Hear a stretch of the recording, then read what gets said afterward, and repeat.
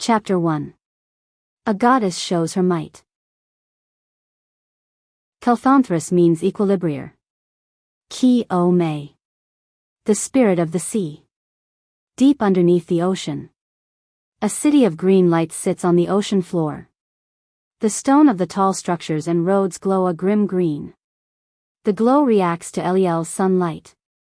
Once the rays of light slow from reaching the city by day, the buildings and roads would glow at night. The people would glow as well, not by body but by jewel. A jewel around their necks. The jewel was in form of a charm that hung on a thread around each person's neck. The charm was that of a crystal rock.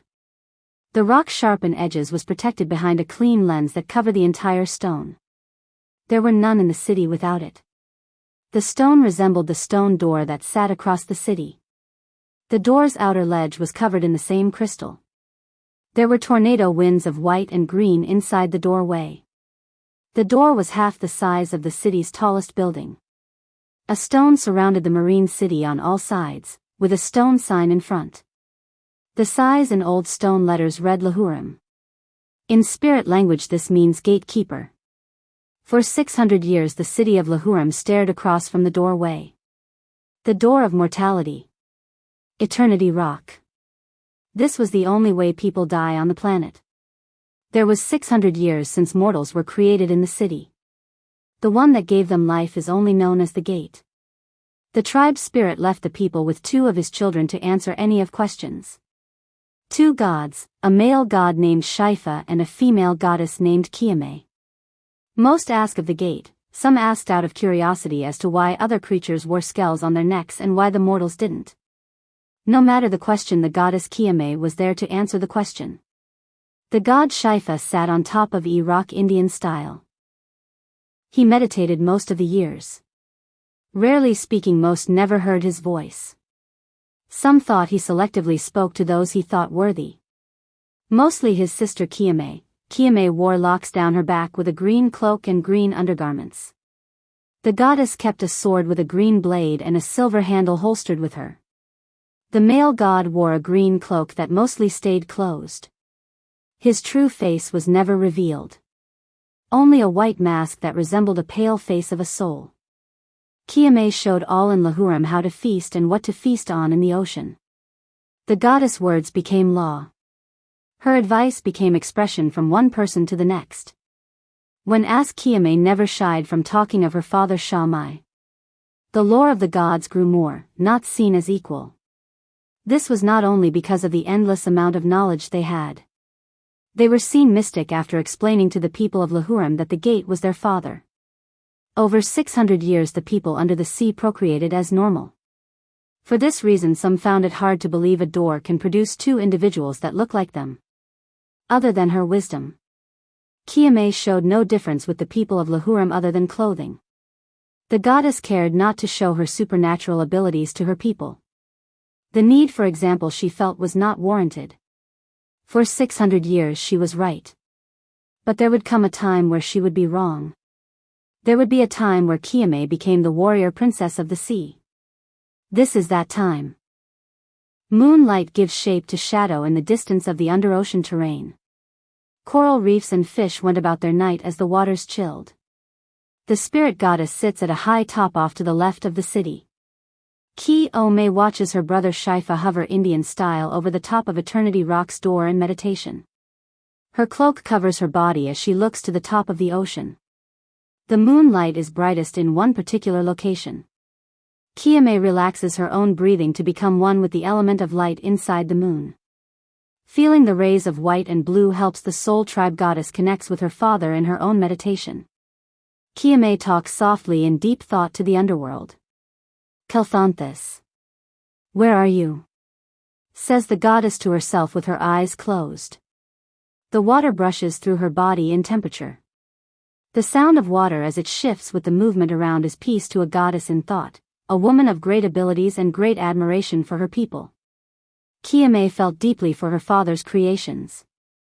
The questions they would have for her caused her to inquire silently of the faculties of the mortals. She thought once to herself what it would be like to question. To quest of the unknown, the weight of what she knew was certain was the only dilemma in the soul she had. The only adventure she knew, the goddess knew of all other things. She could read the souls of any around her. Through the link with her father she knew of souls from other worlds. Other realms. She frustrated that father would not tell her amongst their people who the Kelthonthus was. Outside the riddles from Eternity Rock, the goddess was all-knowing. Having the answer to every question gave her no reason to question the world she lived. There was no adventure, just a game of waiting out the balance between the realm of the living and the realm of the dead. This is why she asked for the location of one Kelthonthus. As Keeomayh sits in thought, rush of water presses at her back.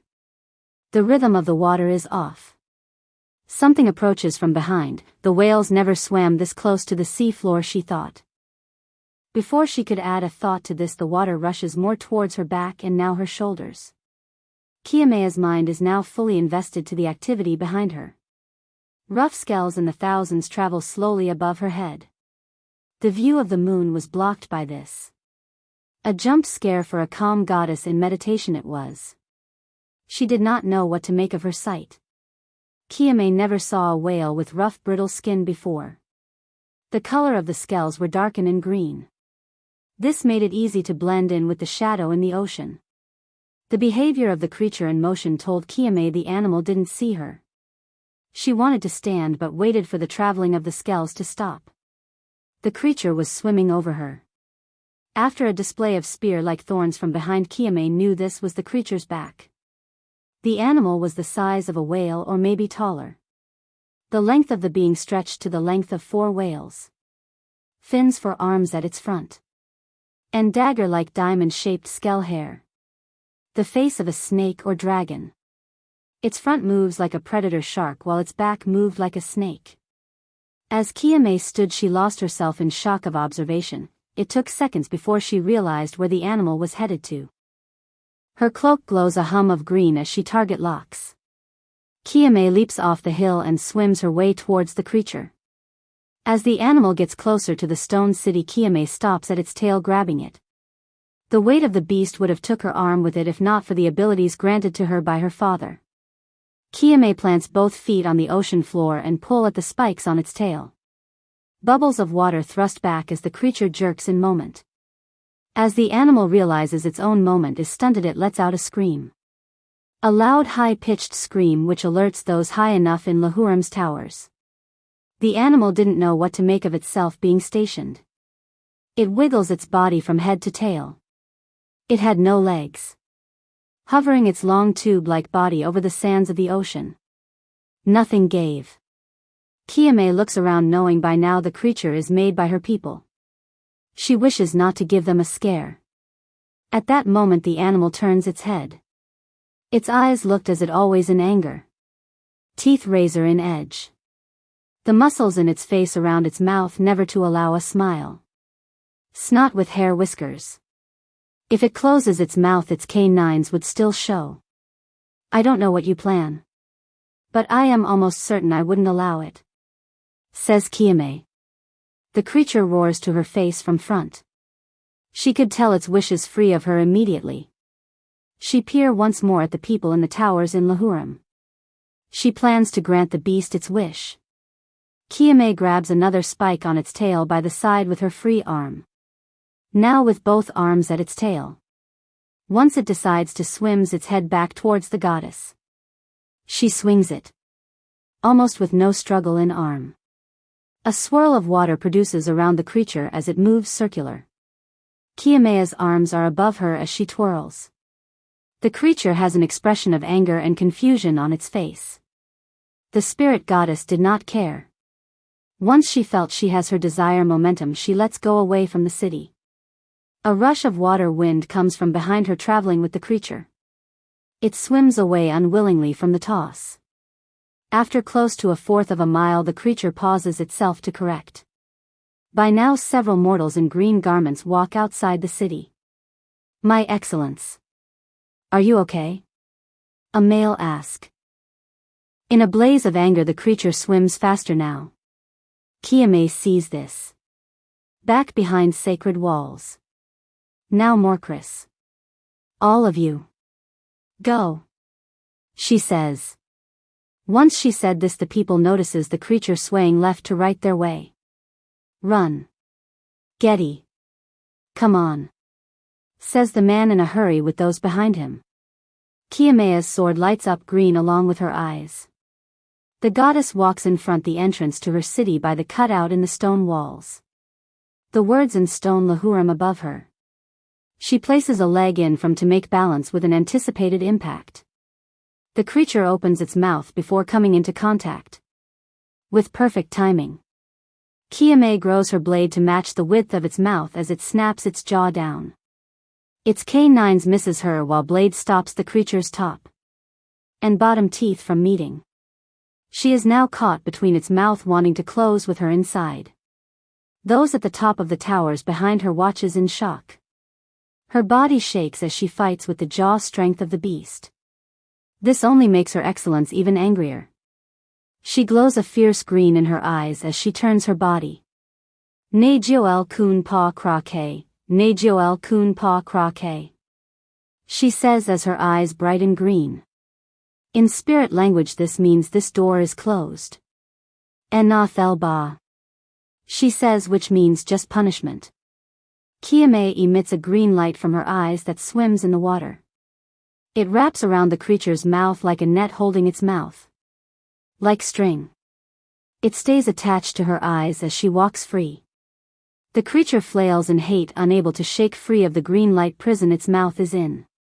You are close to your new home, says the goddess before throwing her abnormally large sword inside the creature. She uses the light from her eyes to close its mouth. The creature glows green from its belly. In a panic it tries to raise its head. Its tail slaps up the sand as it tries to back up and free itself from her light. Keeomayh looks in a confident stare before calling out to her blade inside. She reaches her hand out, the glow in the animal's stomach shines brighter as it cries. In seconds, the blade rips open the beast's stomach. It flails upward, letting out a cry with all in Lahurim watching. Chunks of meat float off as her blade pulls through skell and green blood. It makes its way back to her like a magnet. As she grabs it, she reaches the creature's mouth from the light strings of her eyes. Her eyes return to normal. Keeomayh swims above the creature's head while it's distracted by its own pain. The goddess grabs it by a skell hair strain on its head. Remember me in reincarnation, says the goddess. Keeomayh picks up strength in her arm, displaying veins. Her face red in struggle. She throws the creature towards the doors of the underworld gate. The spinning of the tornado light of white and green inside the door slows. The door knows a new guest is coming. The high-pitched roar comes from the creature as arms of white reaches out from the door. It creates struggles to free itself. This only caused the hands or white and green from the door to grip tighter in frustration. The god hovering above the door opens his eyes in annoyance. The noise the creature made disturbed his meditation. The arms finally gets control of the creature and pulls it inside. Once the animal is completely gone, the winds inside the door resume to a faster speed in rotation.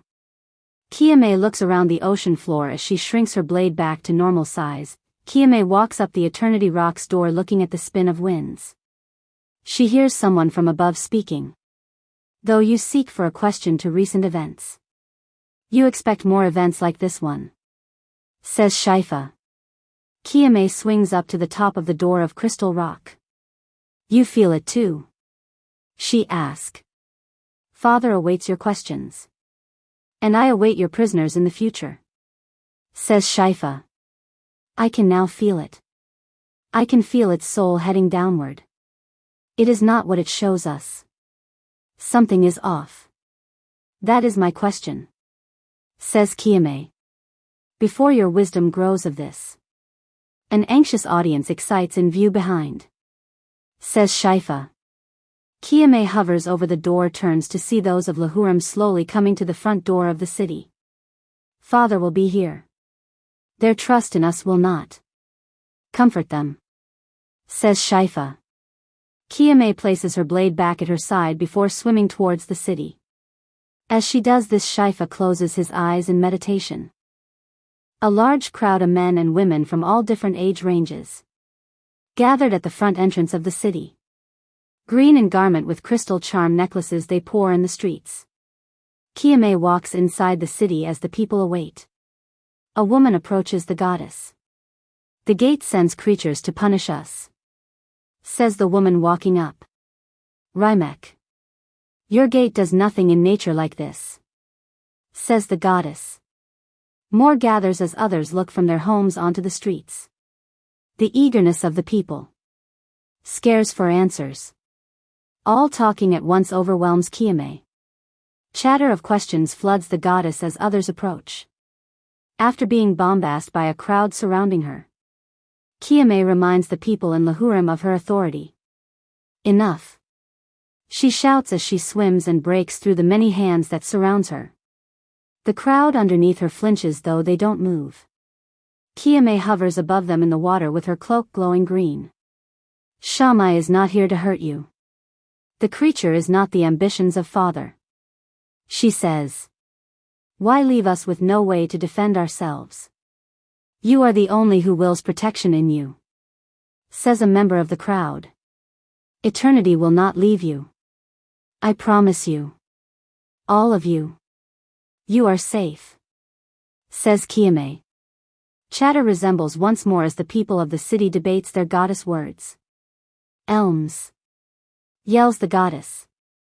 The chatter stops once more. Statues of warrior men and women light up in green light around the city. Armor stone with no face to them. Sword at their waist. Each statue glows while standing next to a building. People in the streets taking notice to the flare of green light. In a matter of seconds each statue swims from its post towards the goddess. Chest and shoulder plates of steel and thigh plates to match.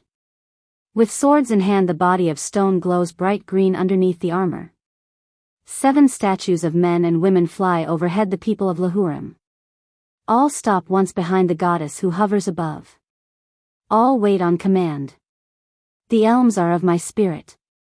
They will guard you as I seek answers," said Keeomayh. "You don't know what it is.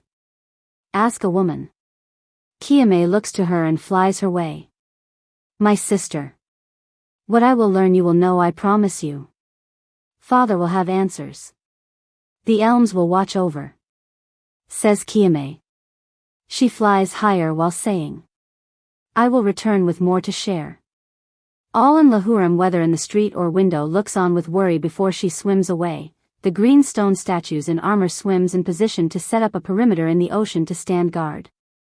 They glow in spirit energy with their swords at their sides. Ancient in look. Members of Lahurim could tell the statues did not speak. They were vessels of goddess magic.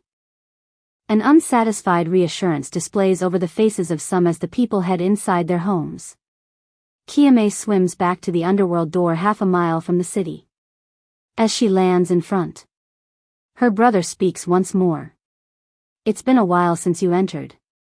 Be mindful of what you see, as it's forever evolving," says Shaifa, still with his eyes closed. Keeomayh looks up to the god floating Indian style before saying, "Silthrays know my scent by now." "They would not," says the goddess. "As you wish, sister," says Shaifa. As the goddess enters the doorway, the spinning light slows to welcome her. Chapter 2. A message from the underworld. A circular tunnel of greenish-white clouds spins all around Keeomayh. As she walks calmly towards the end of it, the exit is blurry from where she walks, and the spin of the clouds emit noises that crowd out her thoughts. Though she's seen this before, Keeomayh is still entranced by it. The goddess knows she can't give too much attention to the tunnel. The soul warrior knows a day inside Eternity Rock is 7 days back in the mortal realm. Her cloak flaps in the wind created by the cloud spin as she approaches the exit. Before anything else, Keeomayh notices the thunder from clouds above in the exit. Clouds in the shape of arms drop down near her before she can think to leap. 2 arms, one left and one right. The arms look like the same ones that grabbed the creature earlier. Neither arm grabs the goddess. Both arms are made up of spinning clouds just like the tunnel. but are white with no green. The left arm resends back up towards the thunder clouds. The right arm holds its hand out to create a flat surface for Keeomayh to walk onto. The arm guides her down from the spinning tunnel. The cloud hand guides above a drop down to a green ring of smoke. A green smoke cloud wide spinning around a giant drop in the middle. Keeomayh knew the smoke was a makeup of souls mushed together waiting to be branded. An inner gold ring near the drop extends chains with couplings attached at the end as she pass. White cloud arms come down from above grabbing the arm of a soul. As the chain attached a gold coupling to the soul's wrist. Once attached, the chain breaks from the ring as the cloud arm pulls the soul out of the ring smoke. The soul now branded is dropped in the middle. The cloud arm slowly extends its length from the cloud above as it lowers the goddess past the smoke ring down into the underworld. More sounds of thunder takes place. Behind her, souls of men and women in green smoke drop from above. White mist kicks up like sand all around, dropping down for a second before repeating. There were thousands of steps of unkept stone, cruel in look, leading to nowhere. Some stepped down while others stepped up. Some stairs walked a soul sideways left or right while others walked them upside down. The stone touch in the same color of greenish white and gray. The cloud hand heads back into the clouds above after gently dropping Keeomayh. Souls glide nearby orderly. Some singing mostly on key as their very presence hummed in the goddess' ears. A mixture of disbelief and grief wears on the faces of souls as the deadly march by. None notices her. The souls were too busy in thought of their situation. Every soul had on them the couplings from above. The goddess knows the importance of the couplings. The broken chain that drags attached to them. This was her father's way of keeping track of those who come through the gate. Those who needed to wait their turn for later. Keeomayh walks through hordes of souls wandering with no direction. The goddess needs to speak to her father of the creature she sent to this very place. A calm warrior closes her cloak not to get caught in the chains of souls walking by. Keeomayh walks a narrow canyon towards a dull river caked in fog. The bright of cloud. Reflecting off the ripples of water was the only for the goddess to know where land ends and the large body of water starts. Souls more nefarious as look crawl walk the cliffs around the river nearby.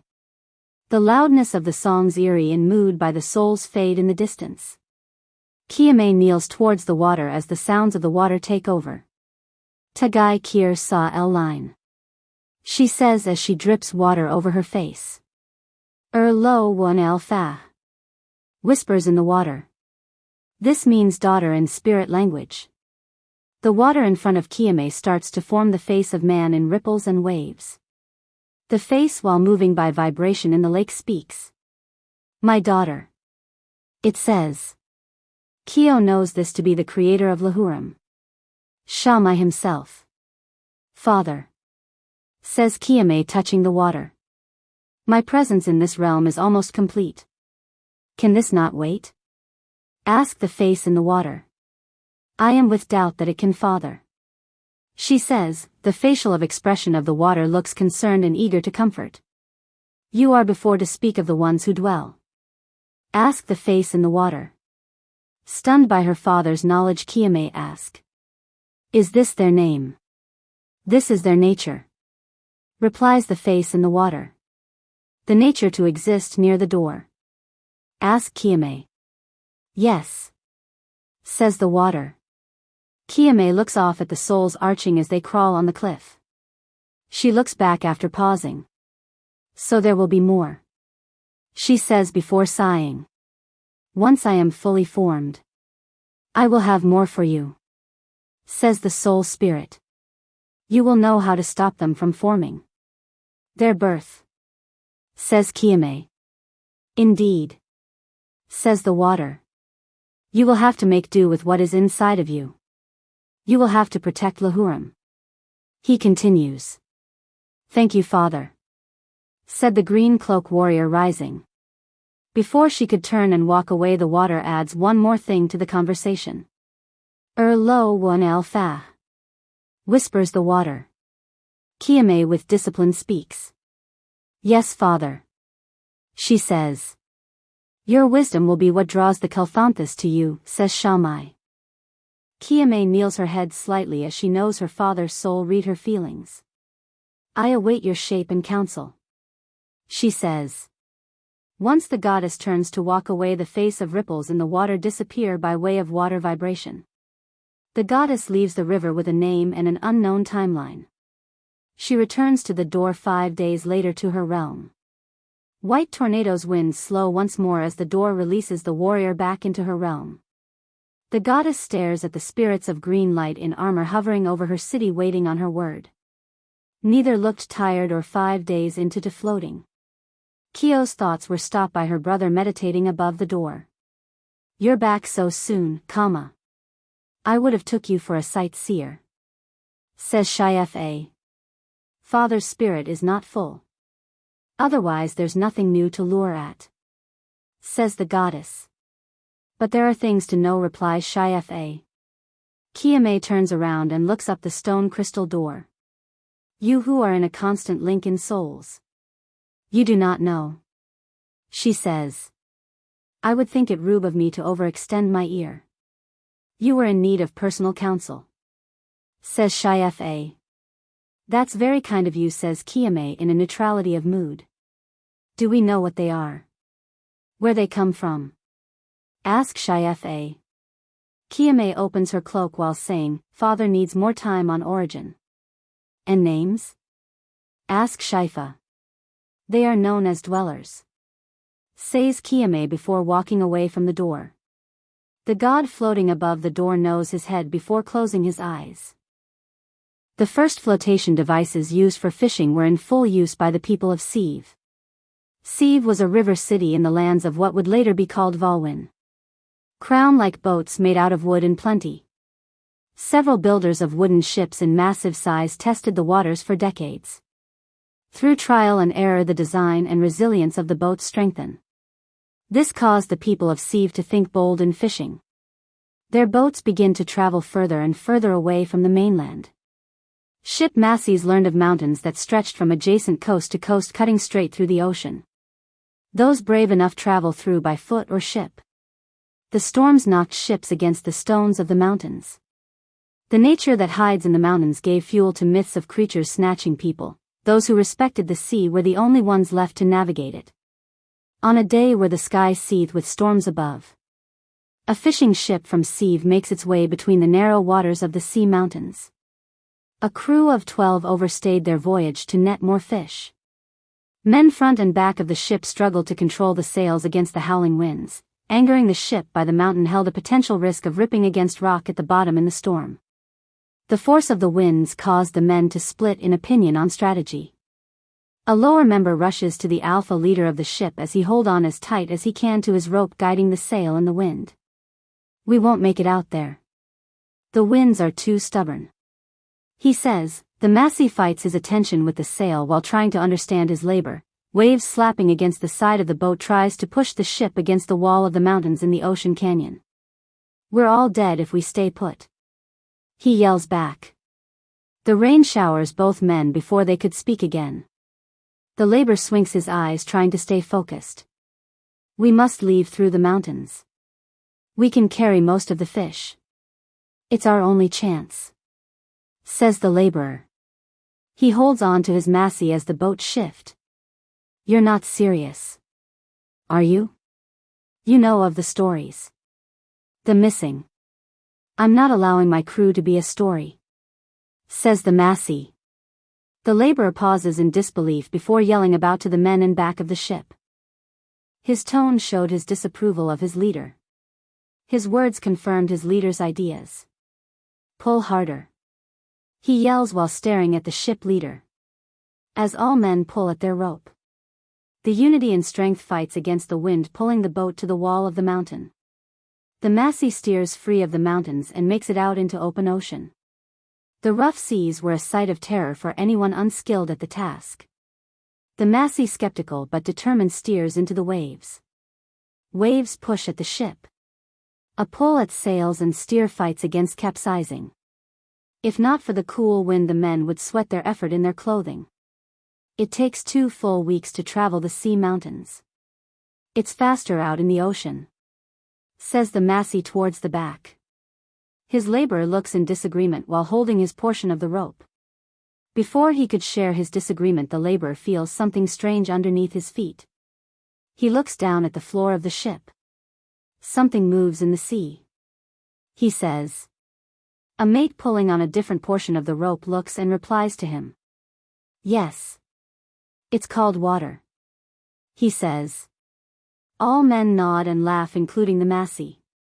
A jovial mood issues itself during the high tides. The laborer is unmoved and continues. This is not for laughs. I am serious, he says. Give it a rest, Ota. First you suggest trips in the mountains. Now ghost in the waters. Stay focused, says the Massey. As others laugh once more, the laborer looks frustratingly at his leader. I never said it was a ghost, he replies. Before the Massey could speak, another laborer points while shouting. Ghost! Ghost! The Massey turns to the sea. The storm's clouds shield the sun from the ocean. The sky was gray. Though light was barely present, everyone on the ship could still make out something in the ocean. A giant wave near their boat hit a cylinder shadow with curves and loops moving in the water. The smile of the Massey stays, but his body told a different story. His shock reassured his worker he was correct. The look of Ota suggests he rather not be. I do not believe what Ipis has put before me, he says, forgetting about the rope. Eyes appear in the ocean. The Massey yells. Sail! He saws trying to convince his men to steer the winds away from the shadow. Sadly, this only angers it. A tail of scales and spikes at the end of it appears out of the water opposite the men's stare. From behind them the tail towers over the ship. Ota turns as it's too late. The tail drops down, cracking the boat into two. The force of the impact jets half of the men into the air. Some land back onto what was left of the ship. Others are never seen again in the ocean. The ship chips in wood as its front and back folds at the tail laying on it. The ship puts up a small amount of resistance before buckling under pressure. The events happen too fast for any to react in instinct. A lizard-like head in diamond scale hair removes itself from the waves. It screams a terrible sound. A high-pitched noise to ruin the eardrum of any to hear it. As water decides to enter the side of the ship, the creature is almost finished with its mission. Ota hold on to his Massey as both lay near a broken post where the sail used to be. Water drips off the teeth of the creature as its mouth hovers above them. Its nostril sucks in the air around them as it vibrates. Dinner is ready.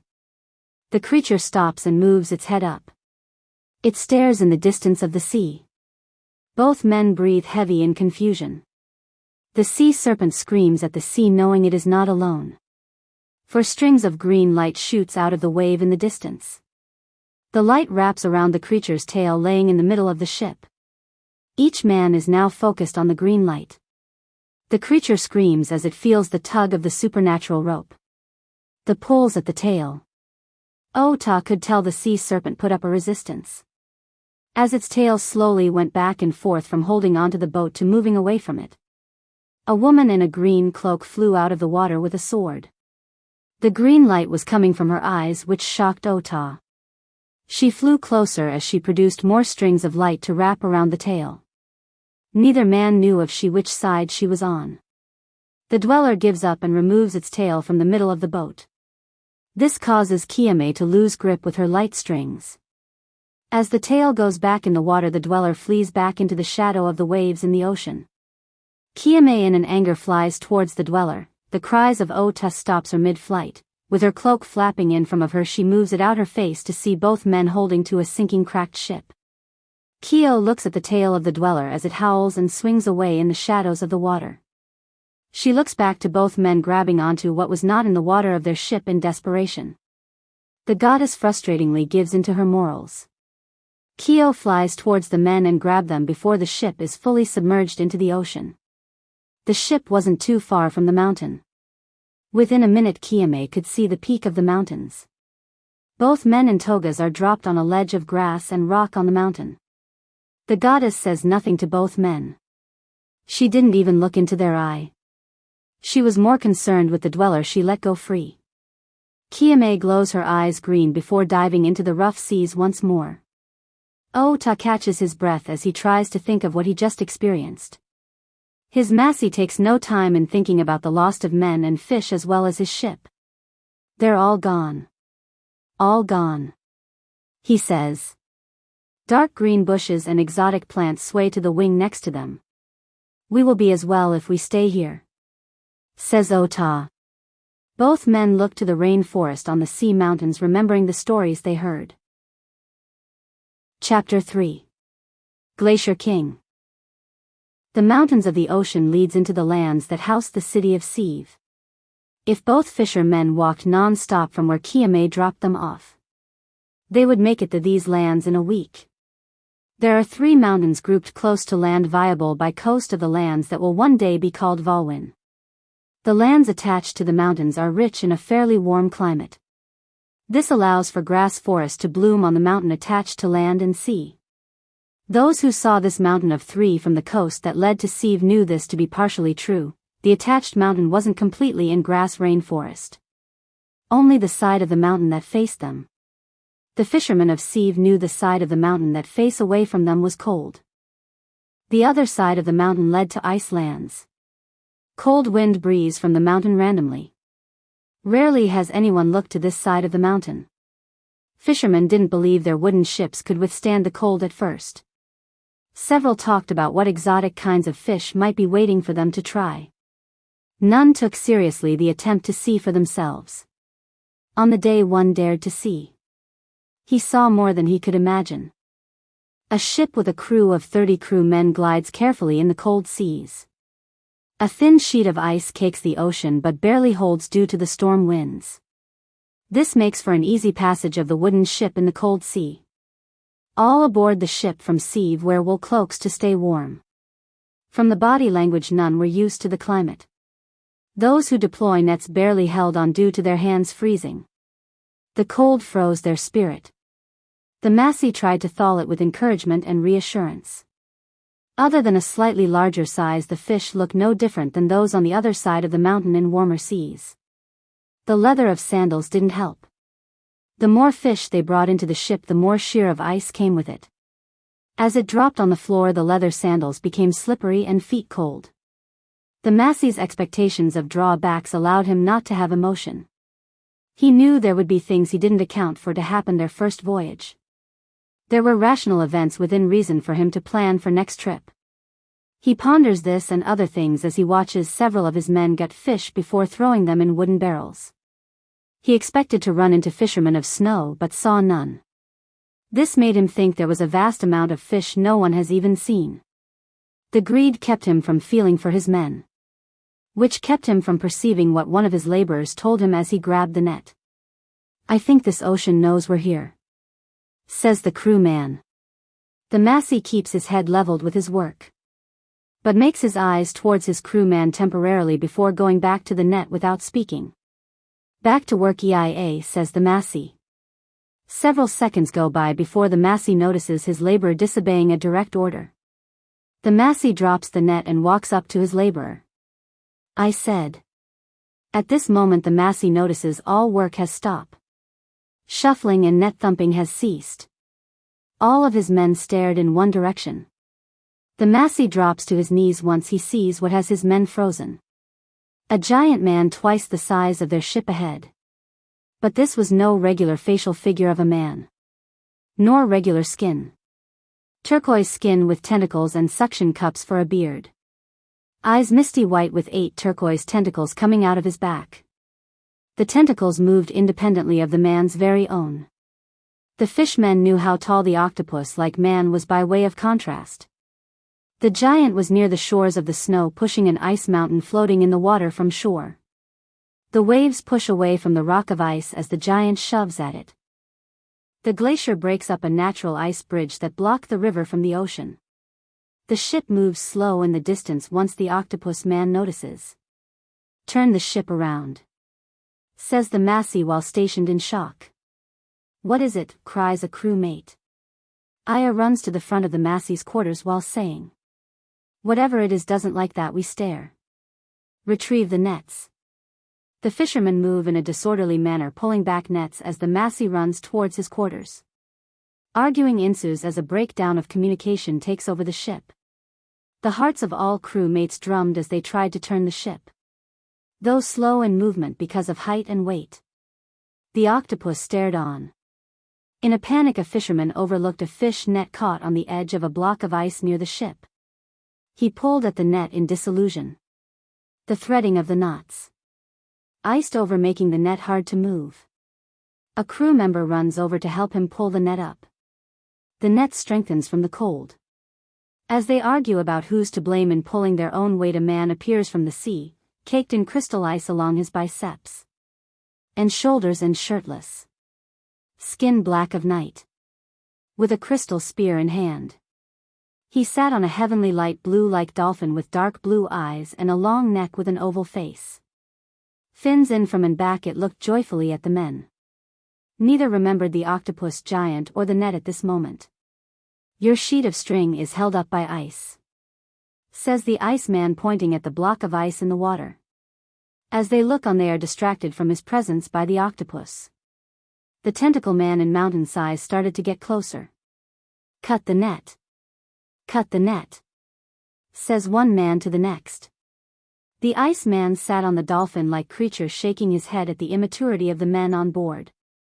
The tremors in the ocean started to connect with the water as it shifted the men. Though the giant did not rush, his walk towards them caused a mini tidal wave. Moreover, all men were in shock while screaming inaudible noises.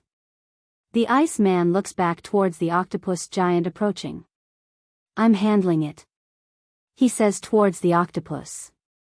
The giant blocks out the sun with his head as gets with yards of the ship.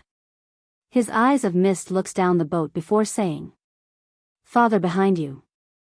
Before the man caked in crystal ice could turn, a serpent jumps from behind a large mountainous block of ice. The giant shoots a thrust of his arm outwardly. The criminally large hands grip at the throat of the beast as both water and ice dumps down at the boat. Men hold their arms over their face to block the deposits onto the ship. A push of waves from both front and back seats the ship in the water. Rain cast across the face of both servant and octopus as they stare into each other's eyes. The sea demon tries to make a noise but can't. The octopus man has it by the throat. The crystal man of ice screams what must be the octopus's name. "Trite," he says. "Sorry, father. There was no time," he says. As the fishermen try to hold on, the serpent reveals its tail from the other side of the boat. Trite looks out the corner of his eye. He sees the tail from his flank. As the tail moves to stab him in the back, he grabs it with his free arm. This also reveals the middle of the dweller to come from up under the ship. The stretching at both ends of the serpent extends it to push up against the ship from the bottom. "I'll dock them." "Hold her," yells the crystal man. Trite nods before saying, "She wants to break." The man of crystal rock taps his dolphin creature to ship under the water. As both god and creature glides underneath, the dolphin-like creature pulls the chain of the anchor. The ship jerks before thrusting away from the scene of the stomach of the serpent. Several men fight not to face as the ship is forced through the ice sheet of ocean. Once cleared of the serpent, Trite raises the animal in the sky at chest level. Fearing the worst, the serpent bites at Trite's hand, causing him to lose grip. Trite pulls back his hand in pain as the serpent dives into the ocean. Once the ship was free to sail on its own of danger, the crystal man returns. "It had a taste for me," says Trite. Trite holds his wrist while shaking his hand. The sea demon swims away, feeling outnumbered. "It's getting away," says the ice god. "I have failed you, father," says Trite. "Not unless we hunt it," says a now glowing blue crystal man in anger. "What of our mission and our new friends?"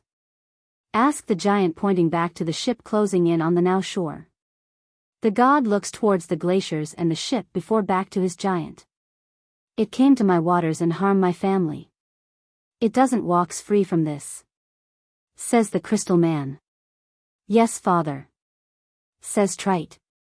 The father of trite cakes in crystal ice from foot to shoulder taps the dolphin-like creature on the head before saying, "Kari. Let's swim." The creature dives once more into the stormy waters. The giant slowly kneels into the water, pushing away blocks of ice in the process. Water runs away before returning to trap the giant into the ocean. As its body disappears from shoulder to foot, trite could easily be mistaken for an abnormally large octopus out of water. Wave after chaotic wave of water brushes away from him as he swims before diving deep underwater. From a distance, neither crewmate nor Massey could articulate the fear, amazing or chronological process of events they witness. Some checked for limbs to still be into. Others checked for the boat to still be sound, while the Massey checked to make sure their catch for the day was still near. "Not a word of this once we get back to Sieve," says the Massey. As he looks around, he sees his men drenched in water, clothing skin tight and ice around their feet. The mood of the ship was as if a train hit it. The Massey held firm. "I will not let fear keep me from my treasure," he says. Chapter 4. Hidden in front view. Deep inside Lahurim, in a temple quarters, a young man carves white stone into cloth. A green cloth lays spread out on a stone table grown out the stone floor. The young man in his green marine suit and eternity charm kneels as he writes. Spirit language is written on building and statue through the marine city of Lahurim. The innate spiritual abilities granted to the soul tribe allowed them to learn and fluently transcribe the language easily. This also allows for spell writing. The young man uses this knowledge while writing on the cloth. The crystal rocks charm the necks of Lahurim's residents lights up if darkness fills their sight, thus is evident as a green light walks from a dark hall into the room with the young man. The charm is attached to a woman who enters the underwater temple room. "There is an abundance of leaves to transcribe on Keeomayh," says the woman walking up behind him. Keeomayh turns and reacts calmly to a familiar face. "I'm going for something different for you," says Keeomayh. With a Sawbol's cloak, she asks. Keeomayh turns back to smooth out the lines in the letters while saying, "It seems appropriate for its new owner. No one seemed to care for it where I found it," says Keeomayh. "Maybe the original owner planned for it in their future son," says his mother. Keeomayh looks up to his mother, who seems at peace with her words. "Then I shall return it, no more no less in question," he says. "Even with your ad in style," she continues. The young man looks back at the letters in white he drawn. "It's not who possess the knowledge that makes this robe different. It's who bonds with its meaning," says Keeomayh. The mother in her green marine suit and green light of charm kneels towards the stone table. "What is this meaning?" she asks. "Singer of souls. Slayer of creatures," says Keeomayh. His mother looks worry-eyed with him before brushing at the letters. "You plan to scare off the beast with this? The dangers that could come from this. We already have help in our gods. Our elms," she says. "I don't feel they were sent here to cradle us for you," say Keeomayh. "I imagine differently. That they guide safely as we interpret," she says. "We are just as able to protect ourselves. I believe this is why the markings are at our disposal," says Keeomayh, looking at the cloak robe. "If your intuition fails you, I could be without a son. I can't. This will break me," says his mother. Keeomayh stands before his mother follows. He hugs her and rubs his face on her shoulder, embracing her nurture. "One of us has to seek beyond what we're told for you," says Keeomayh. After hugging, Keeomagh's mother heads for the hall. Keeomayh speaks before she disappears into the dark halls of the building. "If I am right, mother, what will that mean to you?" he asks. Halfway in the hall, his mother stops. A silence briefly fills with the flow of water.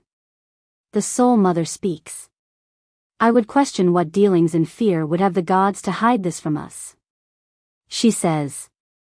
In the middle of the ocean off the coast of the lands of Sieve, the storm starts to calm. Waves of ocean water pull and push into each other with half the force it once did. The rain drizzles and no longer pour. The diamond scale hair serpent dives in and out of water as it swims. From left to right it swings its body against the wind as it laps in the water. It knows it's being chased. The dweller know not to trust the calm winds. Its hunter is still on its trace, it can feel it so. Or can it? At an instant the dweller no longer feels the imprint of the soul chasing it. This slows the creature down. It slithers as it circles to turn. Both bobbing its head in and out the water, the creature sees nothing for miles. The dweller is angrily paranoid. It doesn't like uncertainty. Water parts with pieces of its body every few seconds as it floats up and down. In the eyes of mystery with light the animal scans the horizon from left to right. Trite's octopus head silently travels from behind as the serpent looks on. The tentacles stay still in solidarity with the back they come out of. With only eyes and forehead appearing out of the water. Trite shifts at a hauntly slow pace nearby. The dweller licks its tongue in and out trying to sense his hunter. The hunter slows even further trying not to be sensed.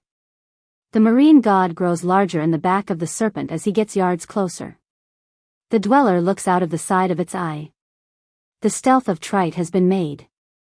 As Trite reaches to grab the tail of the creature, it snaps and coils around Trite's neck. The giant rises out of the water, causing miles of waves to rush away. His first instinct is to pull at the serpent's tail. This only tightens its grips around his throat. He reaches for his neck as he gasps for air. The dweller in an anger looks to bite. Trite fights this with one arm while trying to pull it off his neck. His balance sways from confident to troublesome over this time. Emerging from the water while this happened was the man in crystal ice on his Keeomayh. He target locks his spear as the creature struggles on the giant. A crystal staff with a blue blade sharp at the tip with dry ice smoke coming from it whistles in the wind as it's thrown. The serpent head butts the side of the spear to block it. The spear falls in the deep. The sea demon is distracted, which allows Trite to untangle his throat of the creature. From one end to the next Trite stretches the dweller as he raises it overhead. "You are not kind," says Trite in anger. The ice god stands on his Keeomayh dolphin-like creature feeling empowered. He chants with his arms raised. "That's it. Just like that. For Lon. For the mountains. Break him," he yells. The octopus giant extends his arms, causing pain for the dweller. "My father has chosen you for the next world," he says. The sea demon fights not to roll back its eyes in defeat. Out of the distance two more serpents leap out of the water from behind. The high screams accompanied with the coil at arm and leg of Trite. They spin like a saucer in the arm before they latched on. The imbalance makes the octopus drop the dweller. He instantly feels pain from the new threat. "Trite!" yells the ice god. The giant shakes his arm and reaches for his leg as the serpents scream in the death grip they have him in. The man of crystal ice and skin flares blue smoke from his eyes and reaches his hands over the ocean. Before his hands could glow, he hears something in the wind. Sounds of a natural voice. The voice of a woman, but words of timelessness.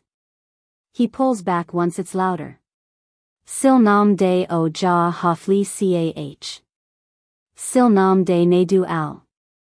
Whispers in the wind, the language translates to trouble the seas and the air I breathe. A threat you will find in me. To trouble the seas and the air I breathe. You will cry to the Soul Queen.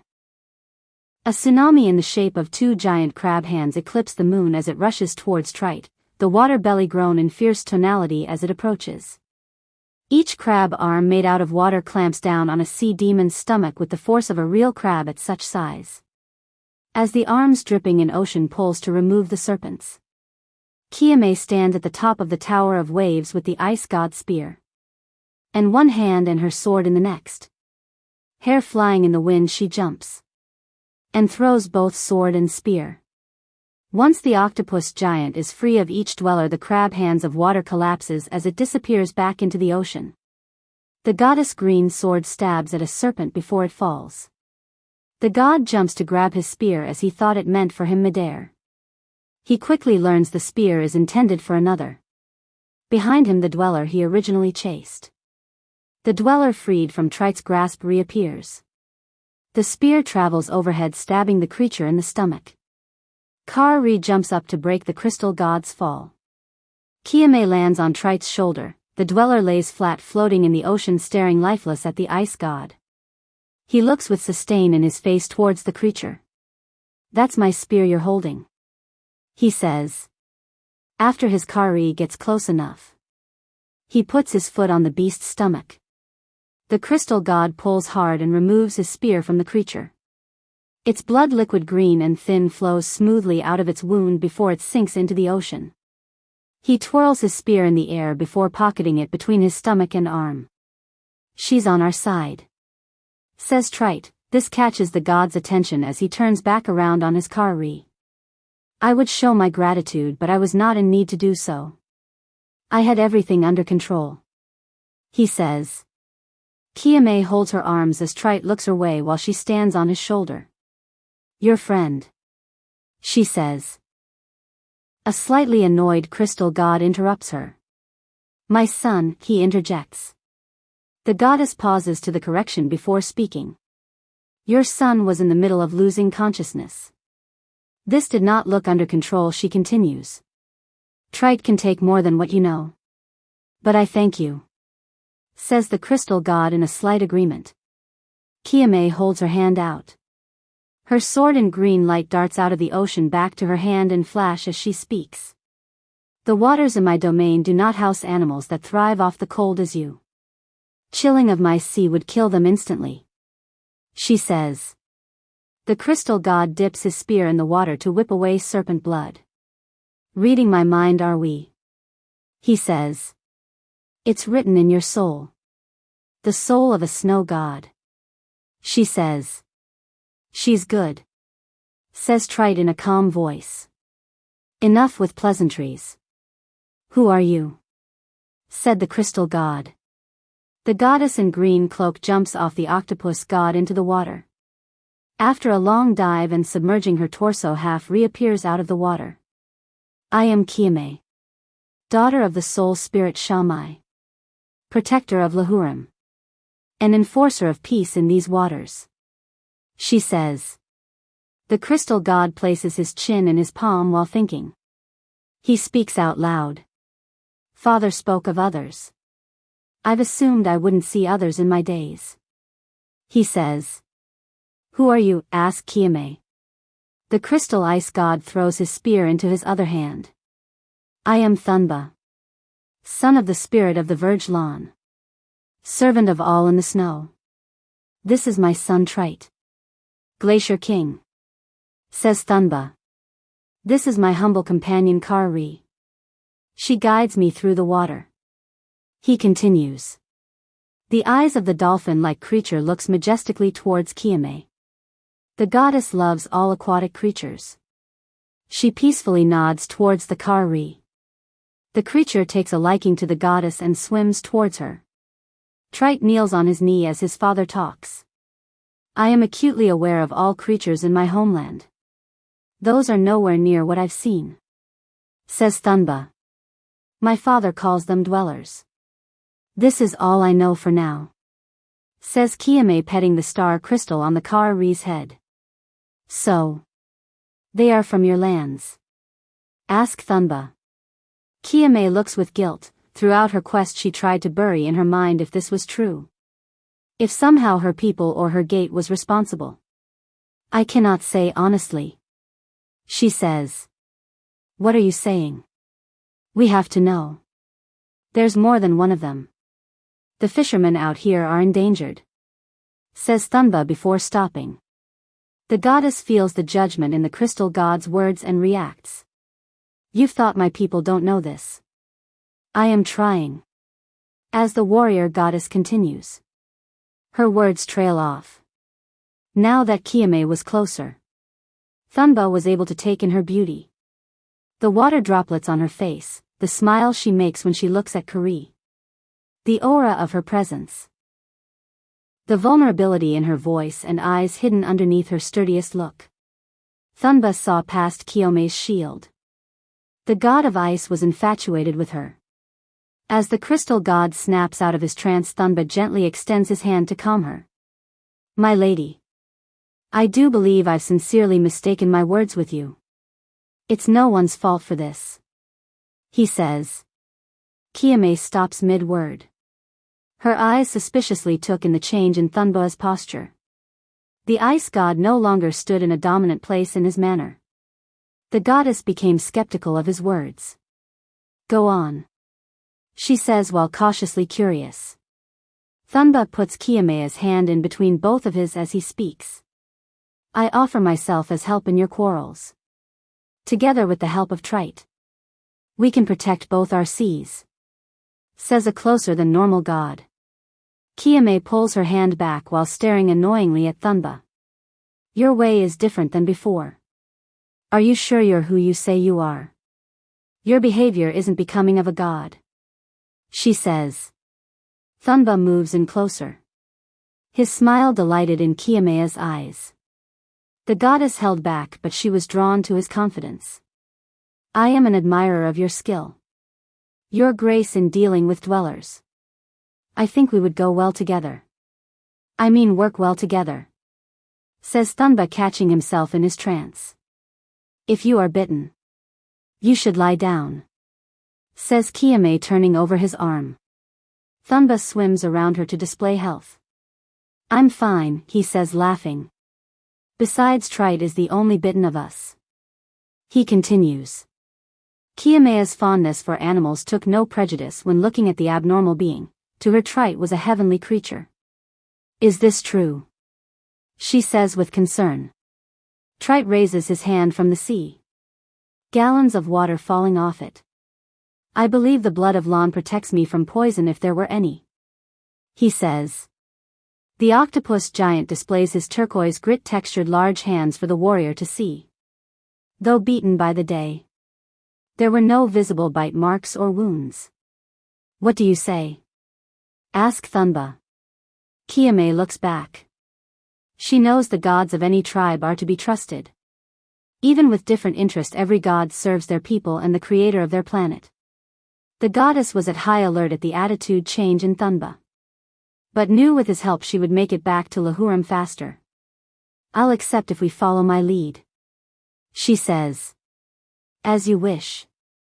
Says Thunba, bowing while in his car. But what of the glaciers? Ask Trite. They will be there when we're done. Says Thunba. Trite stands with a worried eye. For the first time he figures something other than what was spoken drove his father's behavior. The mornings in what would later be called Riminer Ocean were at ease. The storms were done with what they planned and the son of Lel was present. Birds flew and ocean water moved wave after wave in file line all around by wind. Trite swam only visible by forehead and eyes slowly in the water. Keeomayh sat Indian style onto of the Glacier King with his permission. Thunba swam by side the head of the giant octopus on his karari with his spear tucked. The ice god tried not to make it obvious but couldn't help to stare over Keeomayh's way.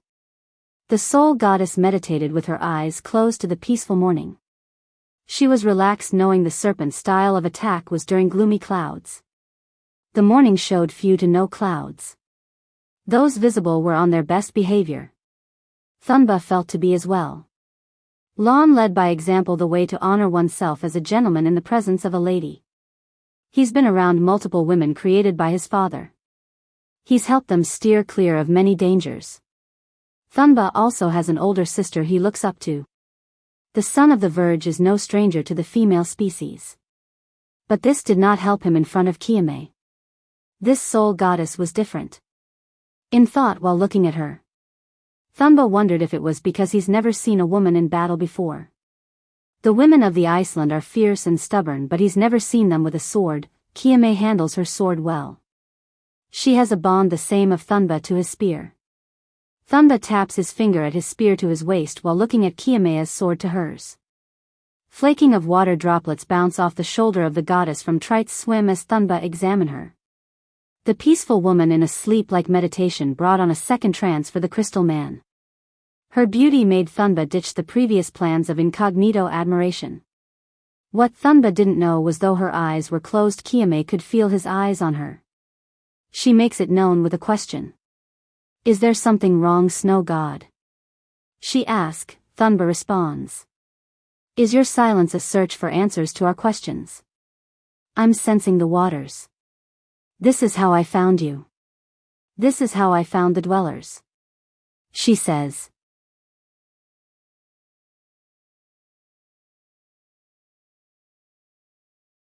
Your ways in the soul.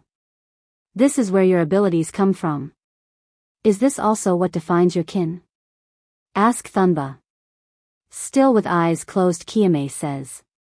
Our Creator planned for you to deal in the cold. She saw the way for the blood in my veins. The people I protect. We are tasked with knowing beyond the flesh. Thunba peeks his Kari before saying. Earlier you talked in a way I felt more than heard. You knew I planned to ice the waves beneath. Can yours do this, peering into hearts as well? He says. In due time. Once the Kelthanthrus makes themselves known, the wisdom into the next realm can start for all. She says. Ah. A king of the underworld. A mortal of authority for yours. Says Thunba. Keeomayh opens her eyes. She turns her posture to Thunba. The Kelthanthrus will balance the pull at both those who live and those who don't. Once this takes effect, all in Lahurim will know what they are tasked with keeping in this world. That is no action done by ones under command of an authority. Only a people granted the privilege of understanding this world and the next. She says. Thunba feels the correction of his words from the soul goddess. Forgive me, my lady. He says. There is nothing to forgive. Only thoughts to unfog. She says. A brief silence takes over as she turns. Thunba feels a tug and pull at his affection for her and his pride in himself. He picks his pride in this moment. I am only trying to understand what I do not know. Your tone with me is not necessary. Why do you speak with fangs from your heart? Ask Thunba. Keeomayh opens her eyes once more. Trite looks towards his father, sensing the mood change in both Thunba and Keeomayh. I did no such thing, snow god. Am I in the dark to this conversation? Why are you in thought of my tone? She asked. My lady. I apologize for trying to sail the stars with you. This is my foolish attempt of understanding your kin. He says. Thunba taps his foot at the side of his Kari. This lets his companion knows to swim further ahead. Keeomayh looks confused at the behavior of the god. The sea warrior thought to herself, unsure of what took place between her and Thunba. Is your father known for tantrums of a child? She asked the octopus giant. With both eyes looking towards his forehead at Keeomayh, the god speaks. All of my days with father. Tells me not normally. Though I am seeking to understand him as well as of now. He says. My kin needs me at their side. I can't mother the days ahead. She says. Trite looks over towards his father on Kari ahead of both Keeomayh and himself. I've once saw a boy in the caves of our Creator act in similar dealings. It was explained to me the boy felt a difference in bond with that of a girl. A bond of willing devotion. Says Trite. Keeomayh searches with her eyes the meaning behind the Glacier King's words. If I'm to understand you.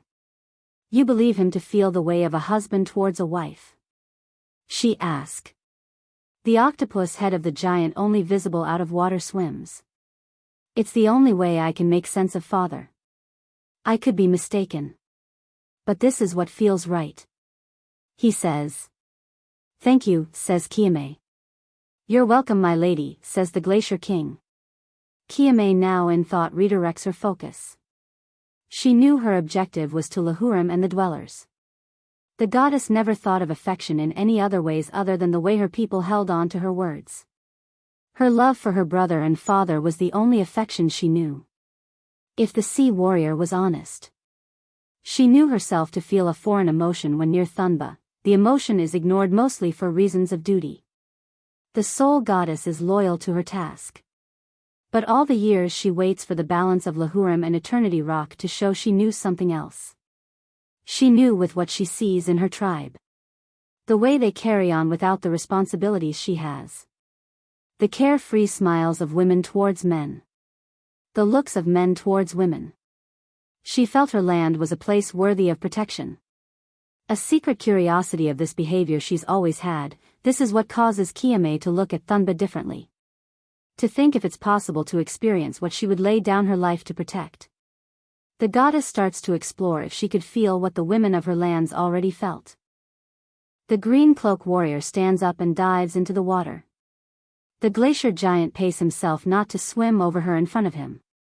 The goddess swims up to Thunba. While on her back she swims while looking at an obviously upset ice god. "Are you displeased with me?" she asks. Thunba stays silent. The Kari looks up to its creator and then to Keeomayh. Feeling some guilt, Keeomayh begins to apologize. "I wish to correct our own.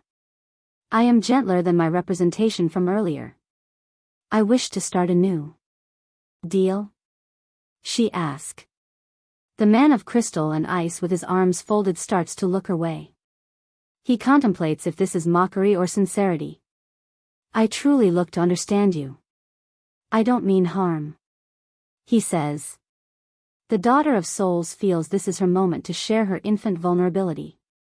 "Is knowing of my people a way to help you better in fighting the creatures?" she asks. Thunba finally starts to look her way.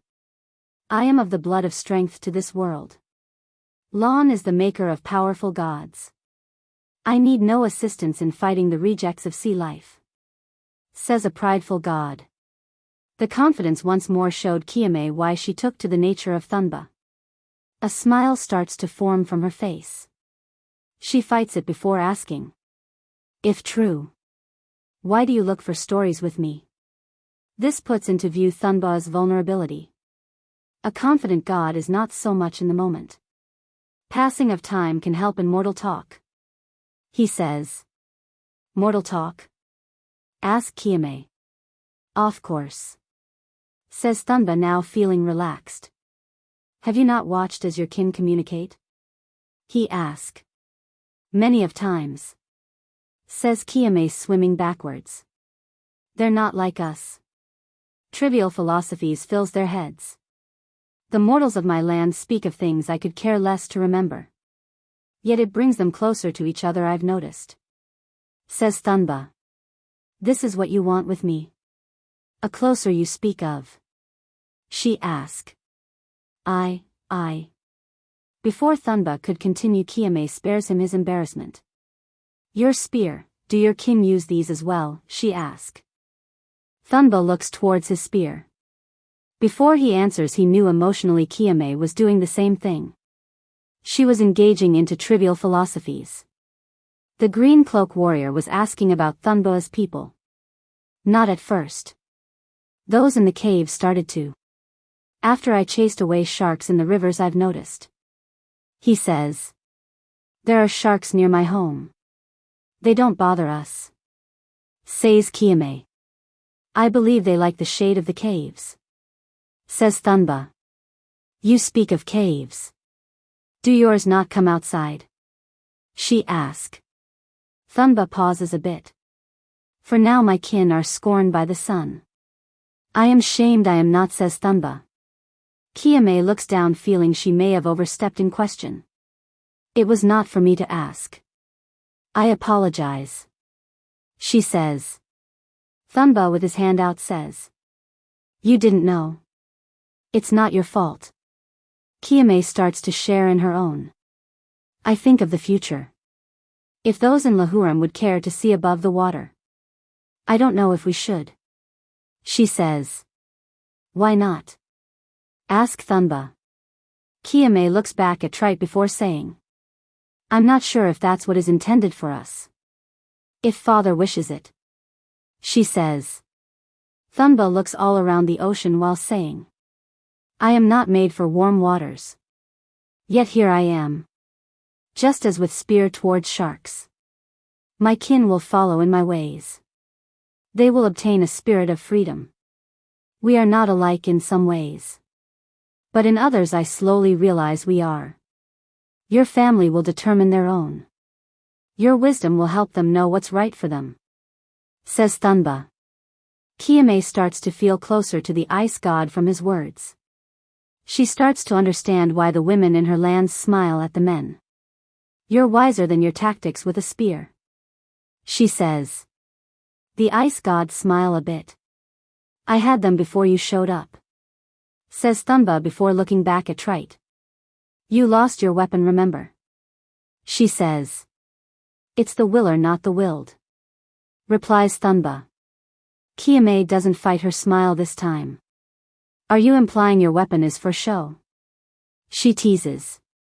Without me it's a spear. Through me it's winter, he says. Keeomayh looks to her sword and says.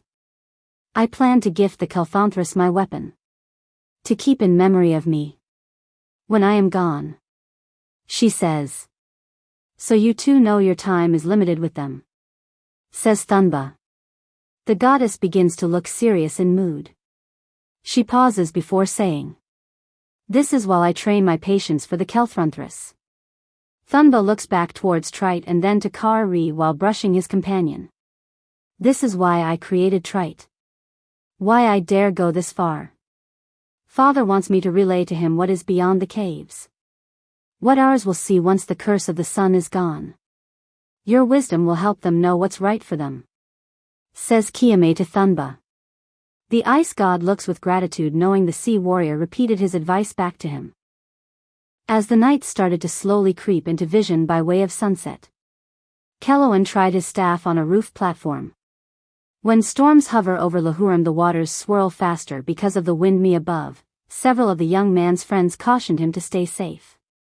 That at such elevation while during a storm he could fall from the roof. Keeomayh ignored their advice.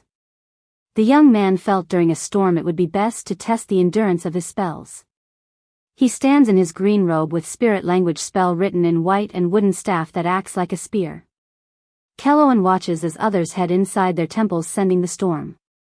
He could see beyond the city a flare of white from Eternity Rock in the far. Until now the gate had no effect on him. Nor anyone else in the city. All believe in the importance of the gate but none felt connected to it personally.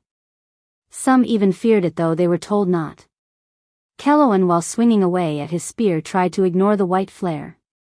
But he could feel the light digging in his pores. Every couple of swipes he would check for his necklace. Though no one saw for themselves, Keeomayh warned thee of what would happen if they took it off. If the soul charm they wear on their necks was gone. The rock door produces individual crystal rock charms for every birth in Lahurim. Each crystal charm is tied to the soul of its owner. None can be replicated or mistaken for another. To wear someone's charm and not yours is to wear none at all. Keeomayh told all of how the charm ties them to this realm. That in their blood is the energy of the next realm. That when they are ready, the soul tribe will use this energy to keep at the gate. Without the charm the underworld inside the gate would drag them slowly into it. To lose the charm is to forfeit your very own soul. This is why Keeomayh checks his necklace, to see if this was while the flare made his sweat in cold storm waters. The young man's charm was secure on his neck, the soul stone was bright as ever. Still he felt drawn to the flare. Like everyone else he stared at the light from the door many times. The experience he was having never happened before. Still he proceeded with his exercise and spells. The letters in spirit language fainted in light a bit every time he spoke a spell. Several spells he wrote and others his mother wrote from when she was young. Keeomagh's father practiced the art of meditation to follow in the footsteps of Shifa. Through the influences of his parents, Keeomayh was well versed in the mysteries of the soul. He improved on 3 spells. Keeomayh could create air bubbles in the water to block things in front of him. He could draw a letter in spirit language midair. A glowing letter of green light. The young man would send it towards his opponent and the light would burn. His most powerful were that of soul chains. Keeomayh watched Keeomayh use this very spell to stop a thief from escaping from justice. He was so impressed by the spell. It stayed with him. He never forgot it. Over the years he managed to copy it. Though it takes a lot out of him to do so. Rusty chains in glowing green comes from underneath the ground and wraps onto the target holding them. Marksmanship of his staff and 3 spells is what he plans to use to stop dwellers. As he practices his spells, Keeomayh hears a voice from behind him. As he turns, the young man accidentally conjures the soul chain to wrap around an older man's leg. "Son!" the man shouts. Keeomayh feels embarrassment and shock as he jerks back. He drops his staff before resending the pulsating line of green rust. "Father. I'm sorry," says Keeomayh. A tiny circular spin of the water rotates as the green chain darts back into the ground. The young man runs up to his father. "Are you all right?" he asks. The elderly man in green garment feels for his leg before answering. "I believe I am, yes," he says. Keeomayh immediately explains himself in guilt. "I'm getting better day by day with the language. I guessing it got away from me by now," says the young man, walking back to retrieve his staff. Now allowed to walk, his father inquires a bit. "Your mother told me the nature of your new ware. What you intend to do with it?" says the elder man. Keeomayh drops his shoulder. "I'd promise to return it if someone claims for it," he says. A concerned father speaks. "There are plenty of robes in the temples. I'm more estranged by what you plan to do with it," says the father. "Why so?" asked Keeomayh. "Far for me to judge. But neither of us know what the fish is capable of. It would be reckless to confidently take on the creature alone," he says. Keeomayh walks up to his father in disagreement. "So wait for statues to fall? For others to return?" asked the young man. The elder man sighs. "Your mother is worried. I sincerely understand your reasoning. But we're not of a capability to contain, let alone defeat. Defeat this thing," says the father, trying to find the words. Keeomayh listens patiently. "When will we?" asked the young man. The elder man looks in confusion. "I do not understand," he says. "When will be ready? Or will we always rely on others?" He continues. "I cannot say.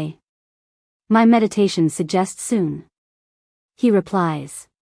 "Father, I keep your wisdom with me. Keeomayh's heart. But I split with the decision to wait. I must do something. If not, I see no reason b. I don't believe Keeomayh made of his own to sit by as an audience to their own slaughter," says Keeomayh. A quiet comes over the roof. The elderly man looks over to see an elm floating nearby. The glow of green spirit energy held the stone armor together. It stared in its perimeter. "You used to walk by these all the time, swinging twigs about." Chuckle.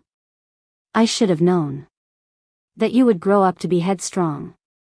Elm strong," says the elderly man. Keeomayh looks back while saying, "I always wanted to see them fight."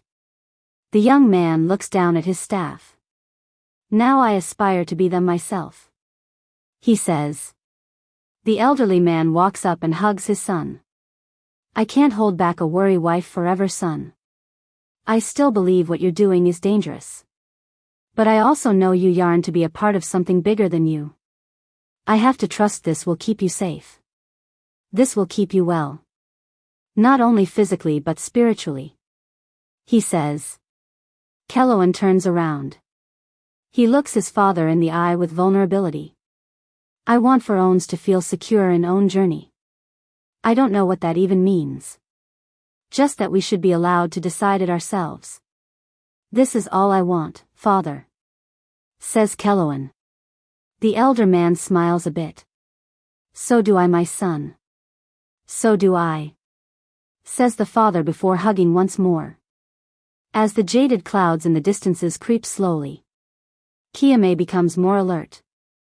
Thunba as well once he notices the soul goddess body language change. The waters from their side of the ocean was calm. The draw of the night almost done settling in.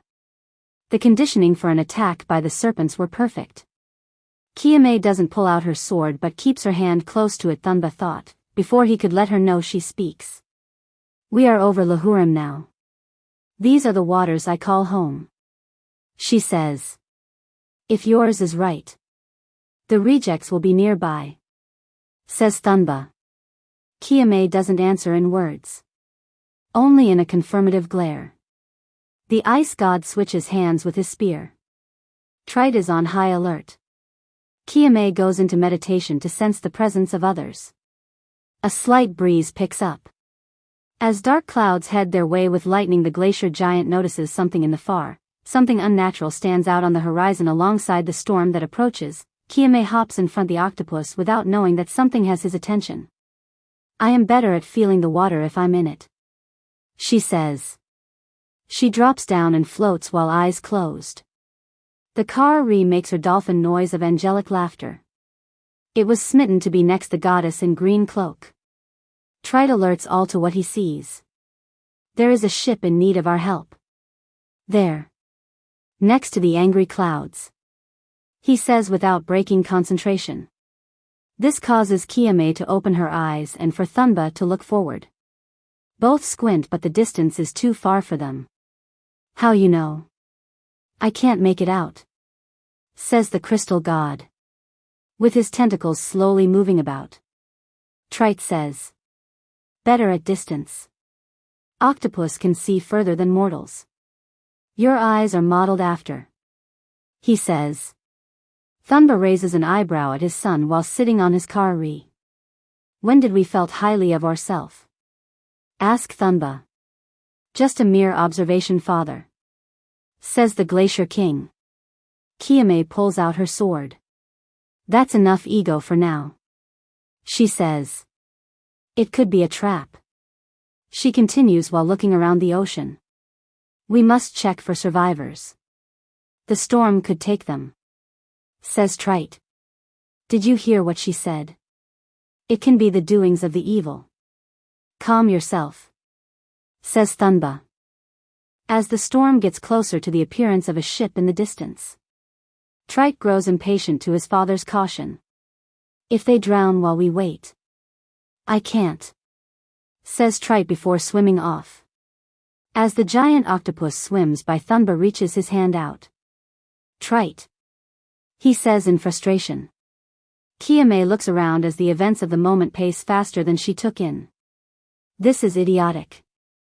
Says Thunba, tapping on Kari to swim ahead. At this moment Keeomayh could feel something. An emotion stirred in her stomach. A siren of something she now fears from within her grew louder. She reaches her arms out to stop Thunba. The goddess places her arm on his shoulder. No, wait. I feel something. It's close. She says. Thunba begins to strengthen his paranoia. What is it? He says with his eyes wide. Keeomayh looks all around her with her hand on her chest. Once she is certain of her mood, she screams out to Trite. That's no ship. She says. Before Trite or Thunba come fully heard her, the water behind them draws at the before pushing them away. While this happens, Trite is almost near the ship. The storm is minutes away from approaching. The ocean behind Keeomayh agitates as it flings both her and Thunba back. White of salt covers the position of upset waters. As Thunba makes it back to his Kari, he wipes water from his eyes. Keeomayh does the same. They knew the tone for the night was set. The trap was in full swing. 3 diamond scale hair dragons. Arched tube necks and sharp teen with eyes of hate slowly swims up out the water. Their heads wider. Their necks thicker and their scales sharper than the ones Keeomayh faces before. But this was what threw her from what she expected. The sea warrior noticed all 3 serpents' roses at once. As coordinated of an attack this was. For the sea demons to move exactly at the same time confused her. Once the water fell away at them, she noticed why. All 3 necks came down into one stomach. All 3 scale-arched tubes returned into a larger, thicker tube. A body with a stomach wider than Trite's, the towering evil was larger enough to catch Trite's gaze from behind. Through his corner eye he could see something rise behind him. He turns, thinking to himself that he's the tallest the sea has to offer. That maybe his father was right. His ego was growing. Once he completes his turn, his ego immediately humbled itself. The sight of a three-headed serpent looking down upon his father and the goddess terrified, a sight of horror to fishermen at sea. While he stared, he screamed for his father. "Father," he says. The ship in the distance flickers light. The starboard of the ship starts to move in a vine of rotation through its wound.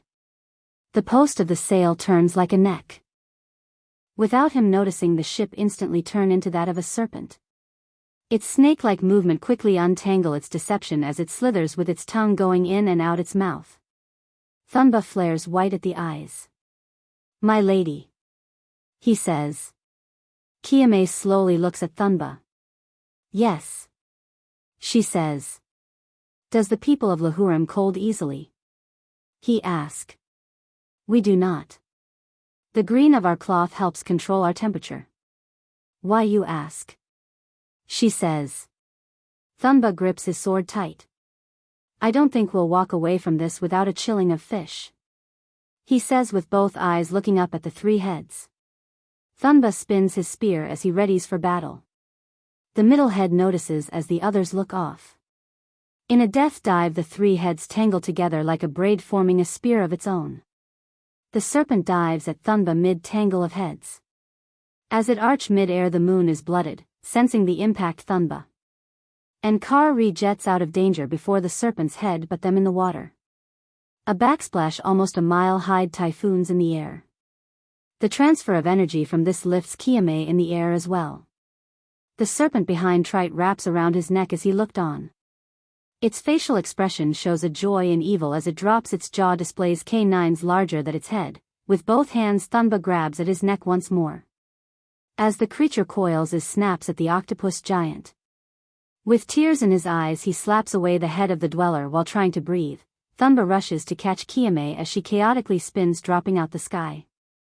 Three heads makes a turn as it swim in the water. The serpents knock Thunba off of Kari, injuring the dolphin-like creature while moving it away. Keeomayh falls on the back of three heads as this happens. The warrior comes to after collecting herself from the fall. In a rage after seeing the Kari injured, she pulls out her sword. In the distance, Trite becomes anger. He sees Kari floating passed out.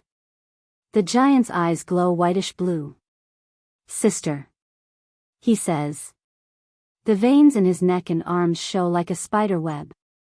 He no longer pulls forward away from his chest at the serpent. The massive arms now pulled sideways towards each shoulder. The eyes began to freeze his tears. A sound of stretching happens when the dweller cries in pain. Its guts spill onto the chest of Trite as he pulls away. The creature is now in two before he drops it from his arms. Further up, the goddess drops on the three heads' back. Keeomayh stabs her blade at the back of three heads. A green smoke of light comes from the blade as three heads screams.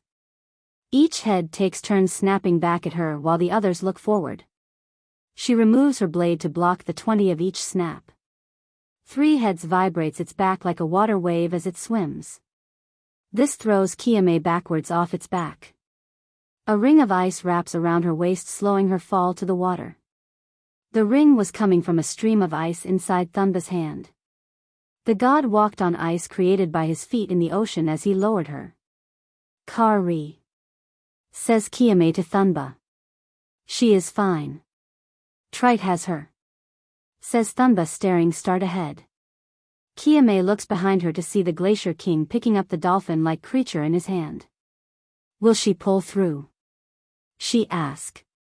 "Kari is made to withstand worst. She'll be smiling in no time," says Thunba. "Very well," says Keeomayh, holding sword steady as she looks ahead while swimming. "I imagine you wish to plan the next step of events," she continues. "I wish to plan the last," says Thunba as the sharp ends of his crystals on his body sparkle. The storm is now over them, breaking apart the trail of flat ice Thunba leaves behind. You take the left head. I take the right. We'll confuse it, says the ice god. Keeomayh was pleased to hear this. As you wish, she says. Both gods sprint to each side of 3 heads as it swam. The head towards Thunba spreads water from its mouth. The steam's held pressure caused the water to rip at his crystals. Keo's head did the same. Thunba white in eyes froze the streams. The ice followed up to the dweller's mouth. Keeomayh made green soul shield plated from her eyes reflecting the stream back. One head froze as the next was dealt its own medicine. The middle took notice and spun both necks bouncing at both gods. Thunba creates a large block of ice mid-air to block the neck of the serpent slamming into him. Keeomayh was taking off guard and didn't suspect this. The thrust of the impact throws her violently far and fast in the wind. The rain and thunder hides her trajectory in the clouds. 3 heads stops swimming now that it knows there's a one-on-one. Keeomayh is thrown 7 miles towards land and crashes straight into rocks on a mountain nearby. Chunks of boulders drop into the ocean as the mountain sticks her landing. A small puddle of water starts to collect onto the sea warrior as she lays in a crater. Keeomayh laid slumped over with crushed rock around her. The impact of both 3 heads and the mountain knocked her unconscious. The handle to her stomach was visible by her feet with the blade buried. In the distance, flash of white and green spontaneously appeared on the horizon. Thunba fights 3 heads alone. A whisper in the wind gently talks over the thunder from the storm. Get up, get up, get up. My daughter, it says. The Sea Queen attempts to move her head but doesn't. Your family needs you. The Kelfronthros needs you. The wind continues. The warrior slowly opens her eyes. Father, I do not see you, she says. I am here. The gate is complete. The ways are written, says the wind. Like a final light from the sunset, a strobe of light green in nature shoots from the horizon of the storm in the distance. The flare of green and white suggests that Thunba and 3 heads do not see this. The soul goddess does. It blinds him momentarily. As it goes away, a man in silverish green translucent light appears before her. As the surrounding mirrors off his body, it curves and they reflect onto him. A large eye of light sits in the middle of his forehead. His cloak shares the same light as him. Our job is done. Lahurim is ready to guide the dead, he says. Keeomayh sits up, brushing rock from her shoulder. But what of the Kelfronthros, the dwellers, she asks. My child, the Kelfronthros is already in path to his destination. He only needs you to be at the end of the tunnel, says Keeomayh. You said my wisdom would bring him to me, says Keeomayh, and it has. You are wise to seek out knowledge. To understand your purpose to Lahurin, the Kelfronthros has modeled this. He is close to taking your place. You must be there for him to do so, says Keeomayh. And what is my place, father? Asks Keeomayh. The guider, the keeper of the gate. You are queen not only of sea, also of Lahurim. But it is time that our people see the crown in themselves, says Keeomayh. Keeomayh throws rock off her. She stands with the strength of her father's words, and the dwellers. Where are they from? What do they want? She asks. What you fear is your answer, my daughter, says Keeomayh, looking back at the horizon. We created them, she says. Correct. All loving things unprotected by soul charms, dwells if too close to eternity. Rock. Once near the door, a transformation happens. The nature of the dwellers is to bring all to the door, says Keeomayh. They intend to kill only, not to eat. She asks. The translucent man floats in the air. Yes. But there's more. Keeomayh grabs her sword out of the rock. What is it, father? Your feelings for him, he says. For who? She asks. You know, daughter, says Keeomayh. The translucent light in the spirit plays an image of Thunba fighting 3 heads on his stomach. Ice god, she says. Your harmony with him. It is why they mutate. The gate feels you pulling away from it. Away from your duty. This empowers the dwellers. They will only get worse. Unless. A small tear falls from Keeomayh's eye. I understand my father, she says as she hoists her blade. Scripture will be with your brother once you are done, says Keeomayh. Keeomayh fixes her face from the news of her mission. Before I go I have to add one more thing, says Keeomayh. Yes, father, she says. Now that you know what you must do. Your feelings for him still grows. I can feel it. And the dweller nearby as well. It will head for Lahurim next, says Keeomayh before a blinding light from the horizon takes him away. As the light goes away and the dark of the sky and sound of storm returns, a horrific sight is in view. Keeomayh sees a dweller screaming as green light comes from both sides of it. Two kneed necks along with heads come from its waist. The impact of air hits her once it's complete in mutation. The sea demon immediately dives after it grows.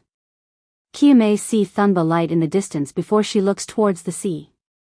She leaps foot first into the ocean off the crater mountain. Trite took his sister and curled her into one of his tentacles on his back. The giant wanted the dolphin to recover in a safe spot. Water ripples and rushes outward as Trite blocks and dodges three heads, swings, slams and bites. The giant punches and kicks as Thunba runs up its neck with his spear. He stabs where he can while trying to keep balance, jumping a head swing while freezing the beast. The ocean melts at his cold as the creature moves to break up the ice. The crystal god creates a thick rope of ice and wraps it around the neck of two heads. And pulls back with his feet at the back of one. The third head snaps down on the arm of Trite. Its larger-than-life fangs missing a puncture spot as the teeth traps the god's huge arm. A tug and pull happens as the weight of the creature shifts back and forth in the ocean. A small conversation between father and son takes place. I do not see your lady, says Trite while punching at the serpent's head. I am not wed to her, says Thunba through his chest as he pulls at his rope. You change when near her father. I would have never took you for leaving the glaciers, says Trite. I did that for you. For Kari, yells Thunba. I thank you. But you follow her still. Why, father? Asked Trite, grabbing the throat of the serpent.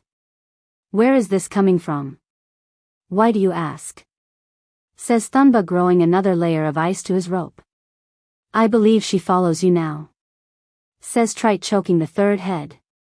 This throws the ice god off focus. He looks up with excitement and interest.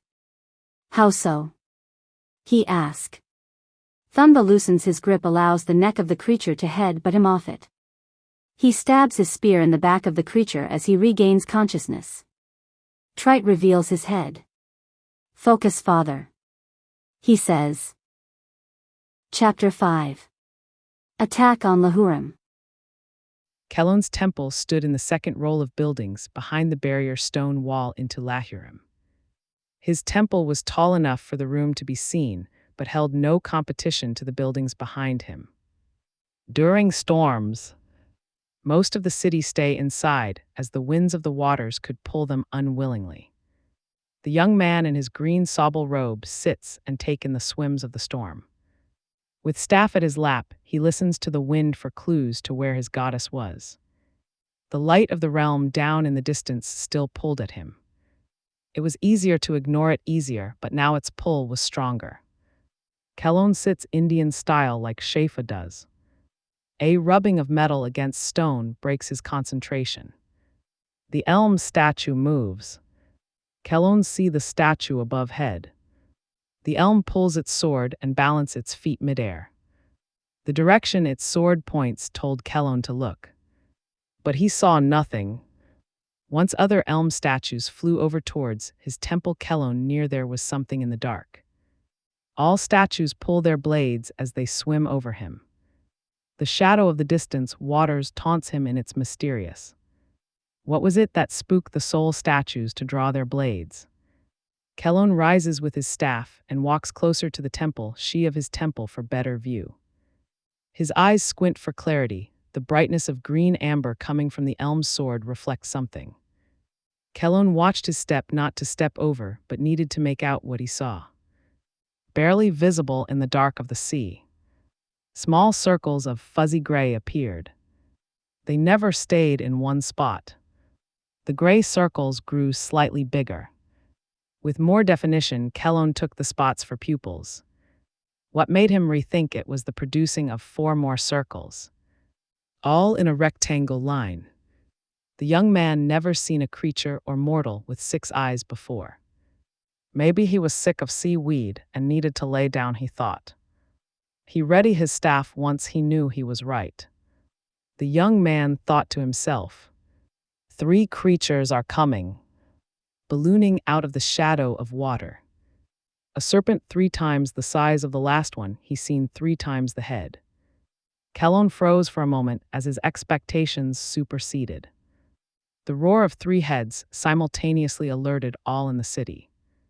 Neither statue flinched to the sight of the creature, and Keeomayh took notice. All 7 statues charge at the creature, dodging snaps from mouths and twirls as they had flown around it. Each elm did what they were purposed for.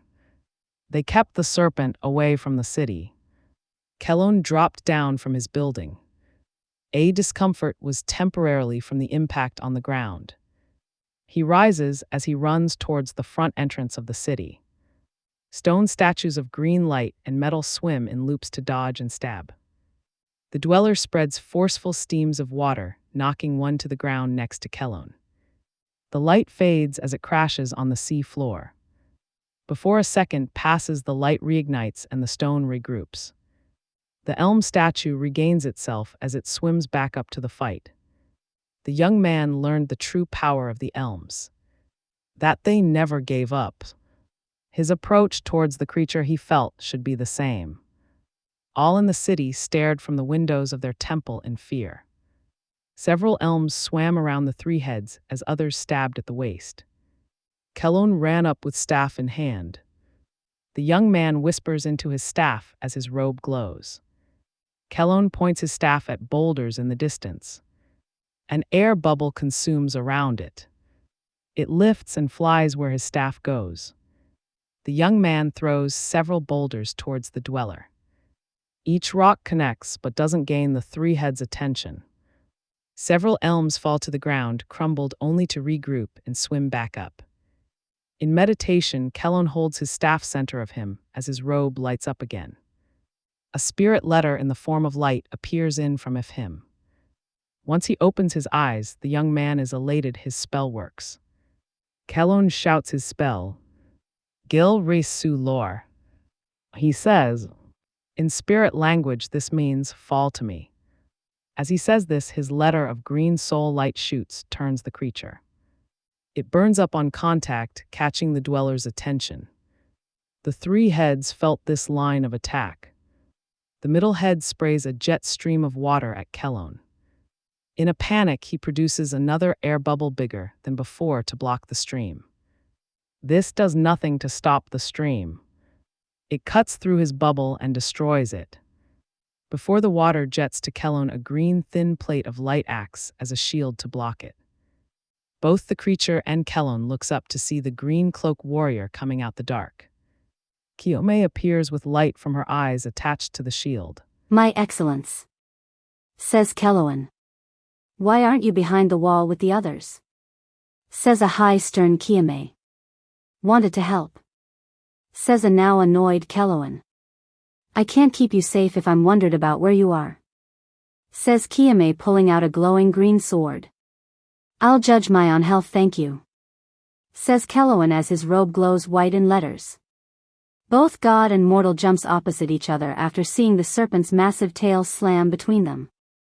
The goddess looks up to see 3 heads slithering up an ocean floor mountain as elms swim around swiping with swords. As both rise, Keeomayh summons her chain spell. The warrior queen raises her hands as 2 green chains in soul light comes out the ground, shackling around Keeomagh's legs. Stay here, she says. Keeomayh pulls at his legs before trying to pull the chain apart. He couldn't believe it. A technique he worked so hard on handicaps him when he feels he's ready to fight. What are you doing? He yells as Keeomayh swims off. Once the creature slides over the terrain, Keeomayh swims closer to 3 heads than her elms did. She drags her blade from stomach to neck as she swims up the sea demon. The middle head swims her way and uses its diamond skull as a sword. The goddess goes back and forth from defense to offense in her sword movement. Spurts of light ignite from skull diamond and green sword contact. 3 heads stay stationary on the mountain fighting the queen and her help. The large tail flaps up and down while it defends itself. Keeomayh took no notice to this. The harder the tail slammed, the louder the rocky mountain on the ocean floor shook. Keeomayh swam back after figuring out what the serpent was up to. Before she could swim and stop its tail, the serpent slammed it one more time. This time it's thrust downward the hardest. The top mantle of the mountain began to shack as it cracks. The mountain was within 1/4 of a mile from Lahurim. Keeomayh was at crossroads. 3 heads swam up as the top part of the mountain chipped off in chunks down the hill. Keeomayh pulled hard at his chains, trying to free himself as chunks of rock came his way. He pulled with all his might, but nothing gave. With a boulder on with yards, Keeomayh whispered his spell to develop a human-shaped bubble around his body. His voice got louder as the bubble presses up again the chain in the sea floor. With the boulder rolling in inches from him, the bubble broke the chain as it grew larger, freeing him from Keeomayh's prison. As he flew over, Keeomayh saw the mountain split into 2 as 3 heads swam off. The fear of what could become of his home jabbed at him in his gut. "Mother," he whispers in a panic. Keeomayh swims above him, looking to stop the mountain. As she glows from the eyes, Keeomayh yells, "Behind you!" The tail of 3 heads swings at Keeomayh. She dodges it last second. The creature swims by in a thrust, pulling at the water. The throws their balance off a bit. 3 heads roars as it loops in the distance. "You can't do both. Let me help," says Keeomayh as he hovers mid-water. The young man, in a defiant trance of emotion, didn't pay attention to his newfound ability. Keeomayh, in an overwhelmed of emotion, speaks. "I able the protector. I have to save them. This is my duty," she says. The pulls at her hair in a vulnerability of emotion. "You've shown us. You've shown me. By word and heart. I can help you. Let me help you. Fight the beast. I'll fight the mountain," says Keeomayh. The serpent completes its loop and heads towards Keeomayh and Keeomayh above a tumbling mountain. "How can you? I've seen what you can do," says Keeomayh in a frantically hysteria. The young man glows green in his eyes as his robe lights up bright white. He raises his staff before saying, "I've learned from my excellence." Green light appears in 2 opposite positions mid-air in front the east wing of Lahurim. The light stretches as it pulls down, making it vertically long and sharp. 1 by 1 green chains of soul energy darts from one end to the next. Several large chains create a barrier in the path of the boulder. Keeomayh looks in shock. She saw her spell used in a way it wasn't meant. "What is?" Before she could finish, 3 heads knocks into her, taking her with it deep into the darkness of the ocean. Keeomayh manages to dodge this as he focuses on his chain spell. The elms follow their creator in the ice overhead. Keeomayh. Hundreds of people look on from window, rooftop and street to the collapsing mountain. For large chunks of mountain head their way. The rotation sped once the hill sloped. Once by one the mountain is caught in Keeomayh's chain. As each chunk slams into another in a file line, the pressure is felt by Keeomayh as he holds on to his chain. In the distance, water away from the city, Keeomayh lights her eyes and the uses her elms glow to see. She could feel the pull of the water as 3 heads toyed with his envision. Its head sprays water. Its tail swiped, the teeth snapped. Still Keeomayh block with sword or distract with elms. After growing tired of its games, Keeomayh comes up with a plan. "Elms. Sanara," she says with her sword in the middle of her face. The 7 statues formed a circle around her. With their swords out, they swam slow at first but picked up speed. The rate of speed grew the light the warrior statues emit. With their swords outwardly, they formed a protective barrier. The light also gave Keeomayh more sight. Her braids flew in her face from the spin. The blade's spin proved effective. When the sea demon snapped one of its 3 mouths at the circle, the spin of the blade severed the head. As flesh tissue and blood spread from the head floating off, the creature screamed in pain. This inspires the queen's confidence. "Where are you going, you reject of marine life?" she yells. "Show yourself," she continues. Back on top of the sea, Thunba cuts the last head of the serpent as Trite pulls Keeomayh from his back tentacle. Into the palm of his hand, the black-eye long-necked dolphin creature purrs as it wakes up. "Sister," he says as he smiles. Water droplets run off the blue skin of Keeomayh as she looks up to her brother in delight. She sings her thank you to him. Hannah walks over in his sheet of ice while the storm rages on. "Keeomayh," says Thunba as Trite lower her in the water.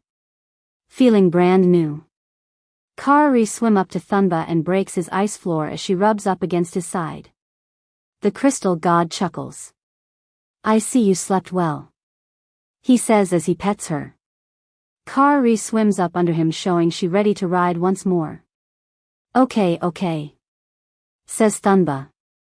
Trite kneels before saying, "Where is your friend?" Thunba rests his spear and looks at the floating limbs of 3 heads. "I don't know. Everything happened so quickly," he says. At that moment, a glow from beneath makes its way to his sight. All notices. "Is that your friend?" asked Trite. Thunba leans over to see the light in green pulsating far down beneath the ocean. "I remember her saying she was home. There it must be. She's in trouble," says Thunba. Trite stands with his chest proud. "Go to her. I'll stay with the creature if ships come by," he says. "You sure? You'll be alright if I follow her?" asked Thunba in a sincere manner. "I'll be more than okay, father," says the glacier giant before nodding his head. The father nods back to his son before tapping Keeomayh to dive towards the light. Keeomayh was on high alert as the now 2-head spits the guts of the 3 RD's neck her way. It flies in and out of the dark as it does this. The elm barrier kept her safe. With her sword out, she blocked flesh from hitting her. The serpent felt the same as Keeomayh once did. It grew frustrated it couldn't get close. Its roar grew nastier as it passed. Once the passing of the dweller slowed, Keeomayh grew paranoid. What is it up to? She thought. When the creature no longer swam past her, she gripped her sword tight. She wanted to pay more attention to her city. To focus on the goal at hand, she had to trust in someone she never saw. Someone she never knew. The message from her father. Her feelings towards Thunba. The gate being ready. All thoughts wanted to prioritize themselves all at once. She knew she had to stay focused and deal in the moment. She knew she had the upper hand, the serpent could let get near. It passed from side to side looking for a way in. Her statue's spun never stopped. The goddess thought about the creature coming from above. She would see him coming. From front to back, the elm's blades cut with no remorse. This is when she realized the dark beneath her still held strong in mystery. As she slowly looked down, the massive head of the serpent explodes in sight out of the dark and snaps at her. The K9 from its lower jaw pierces her cloak and drags her from the green light circle that protects her. As she falls, she swipes left and right at the mouth of the beast. 4 eyes of hate stare from beneath her. As she falls, the goddess is taken by light from her left side. She couldn't help but wonder where the green light came from. The queen turned and saw something she wasn't able to comprehend at first. The green chains tightened as the weight of the mountain pushed at it. The wall of green soul chains mid-water barrier held as Keeomayh kneeled under pressure. He could feel the weight of the rocks on his spell chain. But he held strong. 10 thick rusty green chains of green light clinch and strain at city-size rocks, keeping them from touching Lahurim. The sight of this hit Keeomayh like a ton of bricks. Her father's words. That he was waiting for her. Under her breath she whispered. Kelthrunthrus. He came to her. Her spell. He uses this to protect the city. The warrior felt guilt for shackling him. Before she could continue in thought, the dweller roar once more. She comes back into battle. The goddess feels it is time to end the threat to her waters. Her green strings of light release from her eyes once more as she stares down the dweller. Each string wraps around the neck of the two-headed serpent and tightens as it glows. The sea demon slows at deck end as it fights back. It slithers its body side to side, loosening the light vines of green. Feeling her light staring to slip, Keeomayh pulls her hand out and calls on her chains from the seafloor. 3 thick large green chains glowing in soul green shoots out the ground, parting with the dirt it creates to wrap around the creature's 2 necks. It tightens as it clinks. No fall one. It is your turn to choke, she says. The beast starts to lose its way in the tug of war.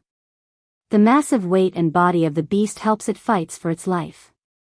Keeomayh pulls a bit as the creature tacks at her light vines. The chains struggle in the ground to hold. Her face flexes in tension. The queen was starting to weaken. Headstrong, she doesn't give up. Keeomayh calls in the water crab hands once more. A large wind wave of water underneath the ocean in the form of a crab's claw rushes to clamp down on the creature's throat. The combination of light string, glow chain and crab hand made of water was what she needed. The veins in her shows as she gives it her all. Keeomayh screams with the beast pushing down in her soul power before severing both heads of the dweller. The mission was complete. Freed from the chains and light, the heads float as the body drops slowly to the ocean floor. As the light rescends to her eyes, Keeomayh lets out a large exhale. Looking over towards Lahurim. The queen sees the chain of green light gone. And mountain rock resting beside the city. Keloan exhales as well as she did. The Kelthronthras help as he promised. A relief and emotion embraces inside the goddess. Before she could think to congratulate, she hears Thunba calling her. Keeomayh, he says. Keloan looks in the distance to see Keeomayh has slain the 3-headed dweller. He slowly drops towards the ocean floor as his father runs up. My son. My son. I dreamt a dream, but none of this. How? He says as his son steps back to the ocean floor. Is mother fine? Asks Keloan as his robe starts to faint in white letters. She is fine. Even more than before. We all are. My son. I am in shame to doubted you. His father says. Keloan shakes his head sideways. Do not, father. I am still without reason to what has passed. I felt it. This is all I can say. Says the young man, looking off into nothing. He did his best in his mind to explain. Keloan knew he overperformed. He practiced day by day, slowing, taking in what he saw his goddess do. But he knew half of what he'd done had nothing to do with her. Half of what made him the way he was. The power from his chains. It came from what he felt earlier from the large door. Mid-thought he wondered if the feeling he had earlier helped him. Hundreds of people poured out of the doorway to the city, looking on at the mountain station near the city. As Keloan walked, a man in his green garment and charm says. My lady. She saved us once more. Before the son and father could make for the crowd, Keloan's father corrects him. No, my friend. That wasn't the work of a god. My son kept us safe from harm. He says. A wave of shock took over the crowd before chatter. Keloan looked to his father, who smiled in approval of him. The embarrassment overwhelmed him as he picked up his staff out of the sand. A glow of blue, dimmed but steady, makes its way to a green light in the dark of ocean underneath. Kari glowed as she guides her father towards the green light. Thunba knew he was swimming into Keeomayh. As both lights near, they slowed before they stopped. Kari's eyes lit up in excitement. Keeomayh's did as well once she saw that the dolphin was okay. Kari. You awake? Says Keeomayh enthusiastically. The creature sings a grace of thank you to the goddess. Thunba, with his spear war ready, speaks. I didn't see you leave up to. Are you okay? Is yours safe? He asked. Keeomayh swims closer, petting Kari. I am. The beast is waiting the gates. she says. An adrenaline-filled ice god begins to calm to the great news. There was another one? He asks. Keeomayh says. Correct. There was. The ice god ciphers the confidence in her words. He returns with his. Great. It is gifted in luck no to see me. Its kin lays up top in pieces. Just ask Trite. He says. Keeomayh smiles and holds back a laugh. Is this so? She says. She swims around while looking at Thunba. Not a scratch. She says. Lawn creates powerful gods. Says Thunba. Am well as Keeomayh. She says. An awkward falls between both gods. Thunba was still entranced by Keeo's beauty. Did you find out where they come from? He asks. Before looking at him she answers. Yes. They are ours to claim. Beast of Lahurim. Says Keeomayh. Thunba looks down before speaking again. I am sorry for you. He says. It is a duty and an honor to take away the evil they are. She says. There once was an evil back home. Father spoke of it once. Says Thunba. And what was its faith? Asked Keeomayh. He buried it. Won't say where. Just that it was evolved in hate. Says Thunba. Keeomayh inhales to the word evolved. I know why there was more than one face to stare at in the dwellers. She says. It definitely made them stronger. Says Thunba. It comes from a strength nearby. One closer than we thought. She says. Thunba looks up. I don't follow. He says in confusion. The queen's hair falls in her face as she looks at Thunba. His eyes stole from her will to not care for him. At that moment she allowed herself a selfish moment in emotion.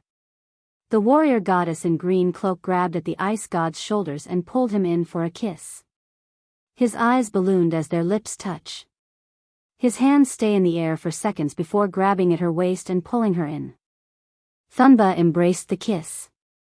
Their breathing synchronized to the same rhythm as their eyes closed. Kari smiled but looked off after the kiss seemed to last longer than thought.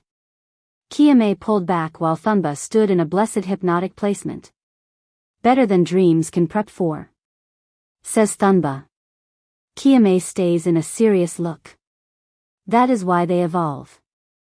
She says. Why who? Says Thunba. The crystal god was still reeling from the kiss. The dwellers. She says. From a kiss? Ask Thunba. Keeomayh swims to invade Thunba's space. I know why you look at me. I feel traces of warmth in my spine because of it. In another life I would keep those eyes on me. Here I can't. She says. Thunba touches his nose to hers. He allows what he shouldered before. Why not? He asks. Keeomayh closes her eyes and takes in the soft of his lips before opening them again. The dwellers come from the living near the gate. The gate I am trusted to guard. When I am not. The doorway strengthens in the dead. Those who dwell amongst the living. My feelings for you takes me from my duty. She says. A tear falls from her eye. Thunba breathes in her silence. Thunba now understands her kiss. I see. He says. His eyes close and opens as he thinks about her kiss. Does this means we are to part? He asks. If not. They will grow in strength. She says. Thunba tightens his jaw. Then I shall see you in the next realm, my friend. He says. Keeomayh brushes her hand across his face as she stares in want for him. I am yours. When we rest. I am yours. She says. The elm swims up to Keeomayh as Thunba nods and taps Kari to swim on. A god fights back tears as he heads towards the surface. A goddess hides hers in the ocean as she swims towards the bottom. Chapter 6. The first prince of the Soul Tribe. 2 hours later, in the middle of courtyard of Lahurim, an attendance of several thousand in garment green and soul charms stood on the sea, stood awaiting the goddess to approach. Threads of light from eternity rock gloomed over the buildings, indicating how close they were. Keeomayh stood 3 rows back with his mother and father. Stone buildings with the same letter writing as his robe stood around them. Fish swam without a care nearby as the green city continued in its night. So far, no one has claimed the robe, says Keeomayh's mother to him softly, in deep thought of what might be said. The young man didn't hear his mother at first. What now? He says. She lends in to make her words clear. I imagine that if someone were to spot you earlier and claim the robe, they would have done so by now, she says. The stubbornness of Keeomayh came from his mother. She was showing as much with her words. The elder woman did not know how to convey what she saw her son accomplish. I imagine if they saw me with the robe, they saw that I was taught to care, stubborn not to give up, says Keeomayh.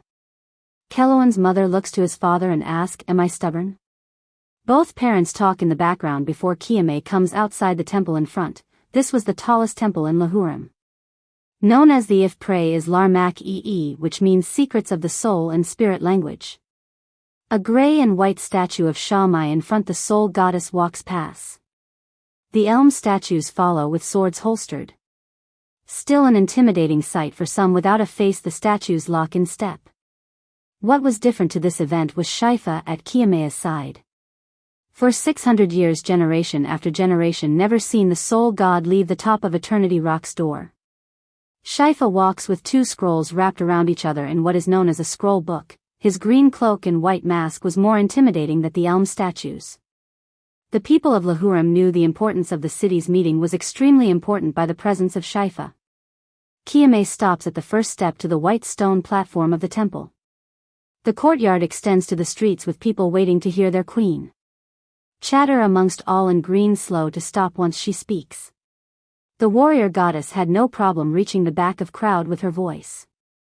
Shifa stands at her side. Lahurim.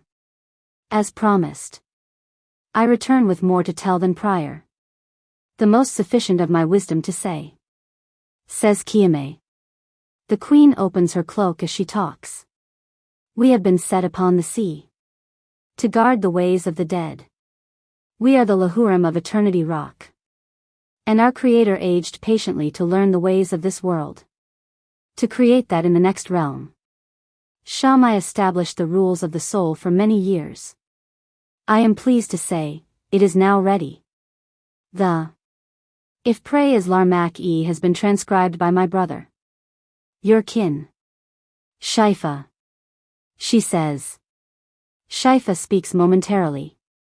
As of our father's wishes, the rules of the dead will be for all to learn, for none to possess outside this temple, he says while pointing to the temple in the back.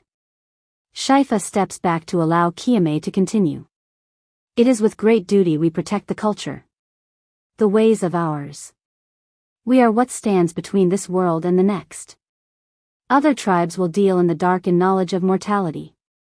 We will never know this. We are Lahurim, soul tribe, she says. All quiets with pride and thought to the worlds of their queen. The fish of evil. Dwellers as father calls them. They come from the living in close proximity to our door. Understand this. If you are not Lahurim, if you are not bond to the next realm, you are not to see Eternity Rock. This is where our visitor comes from.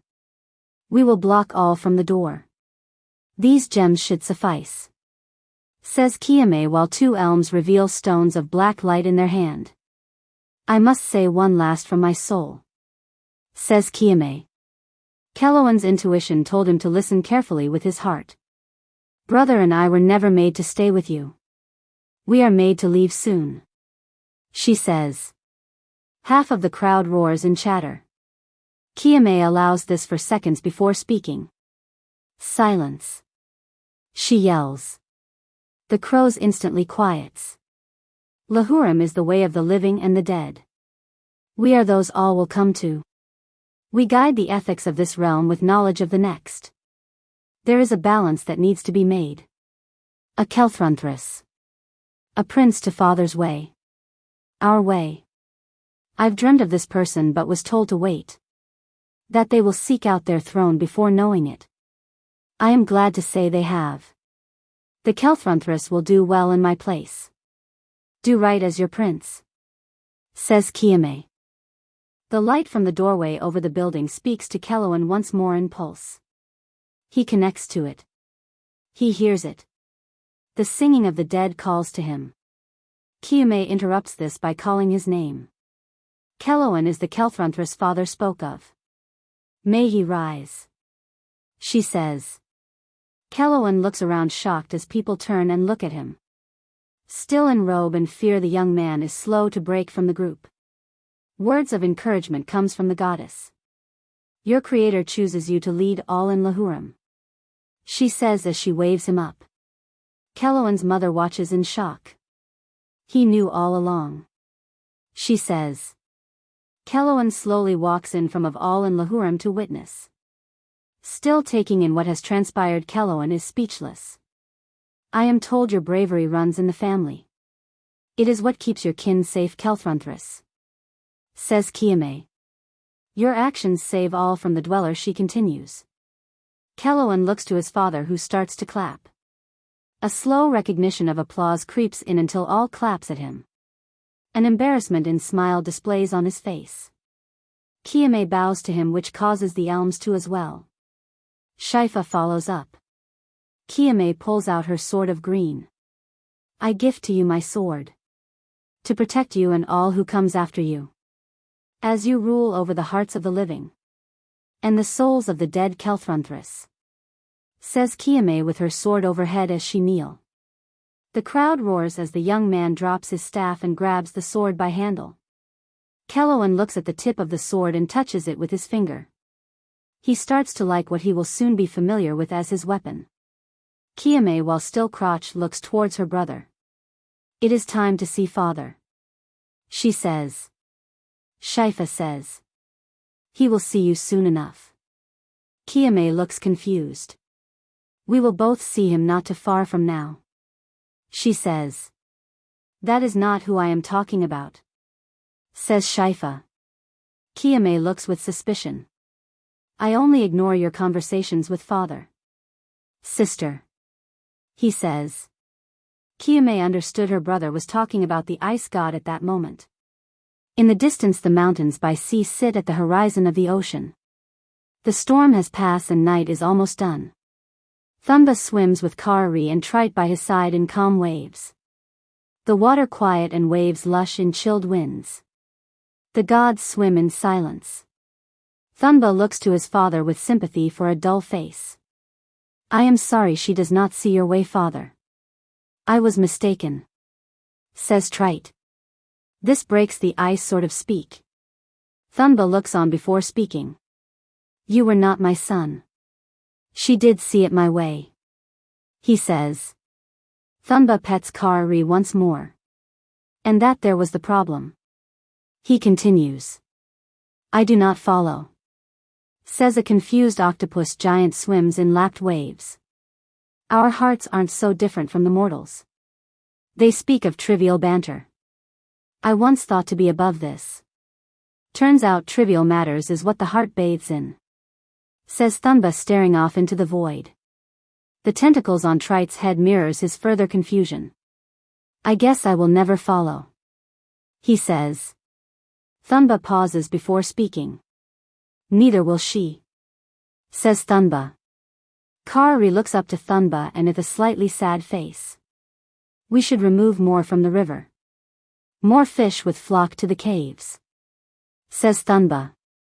As the gods disappear between the mountains in the ocean, Trite says. That's what we were doing in the first place. The end.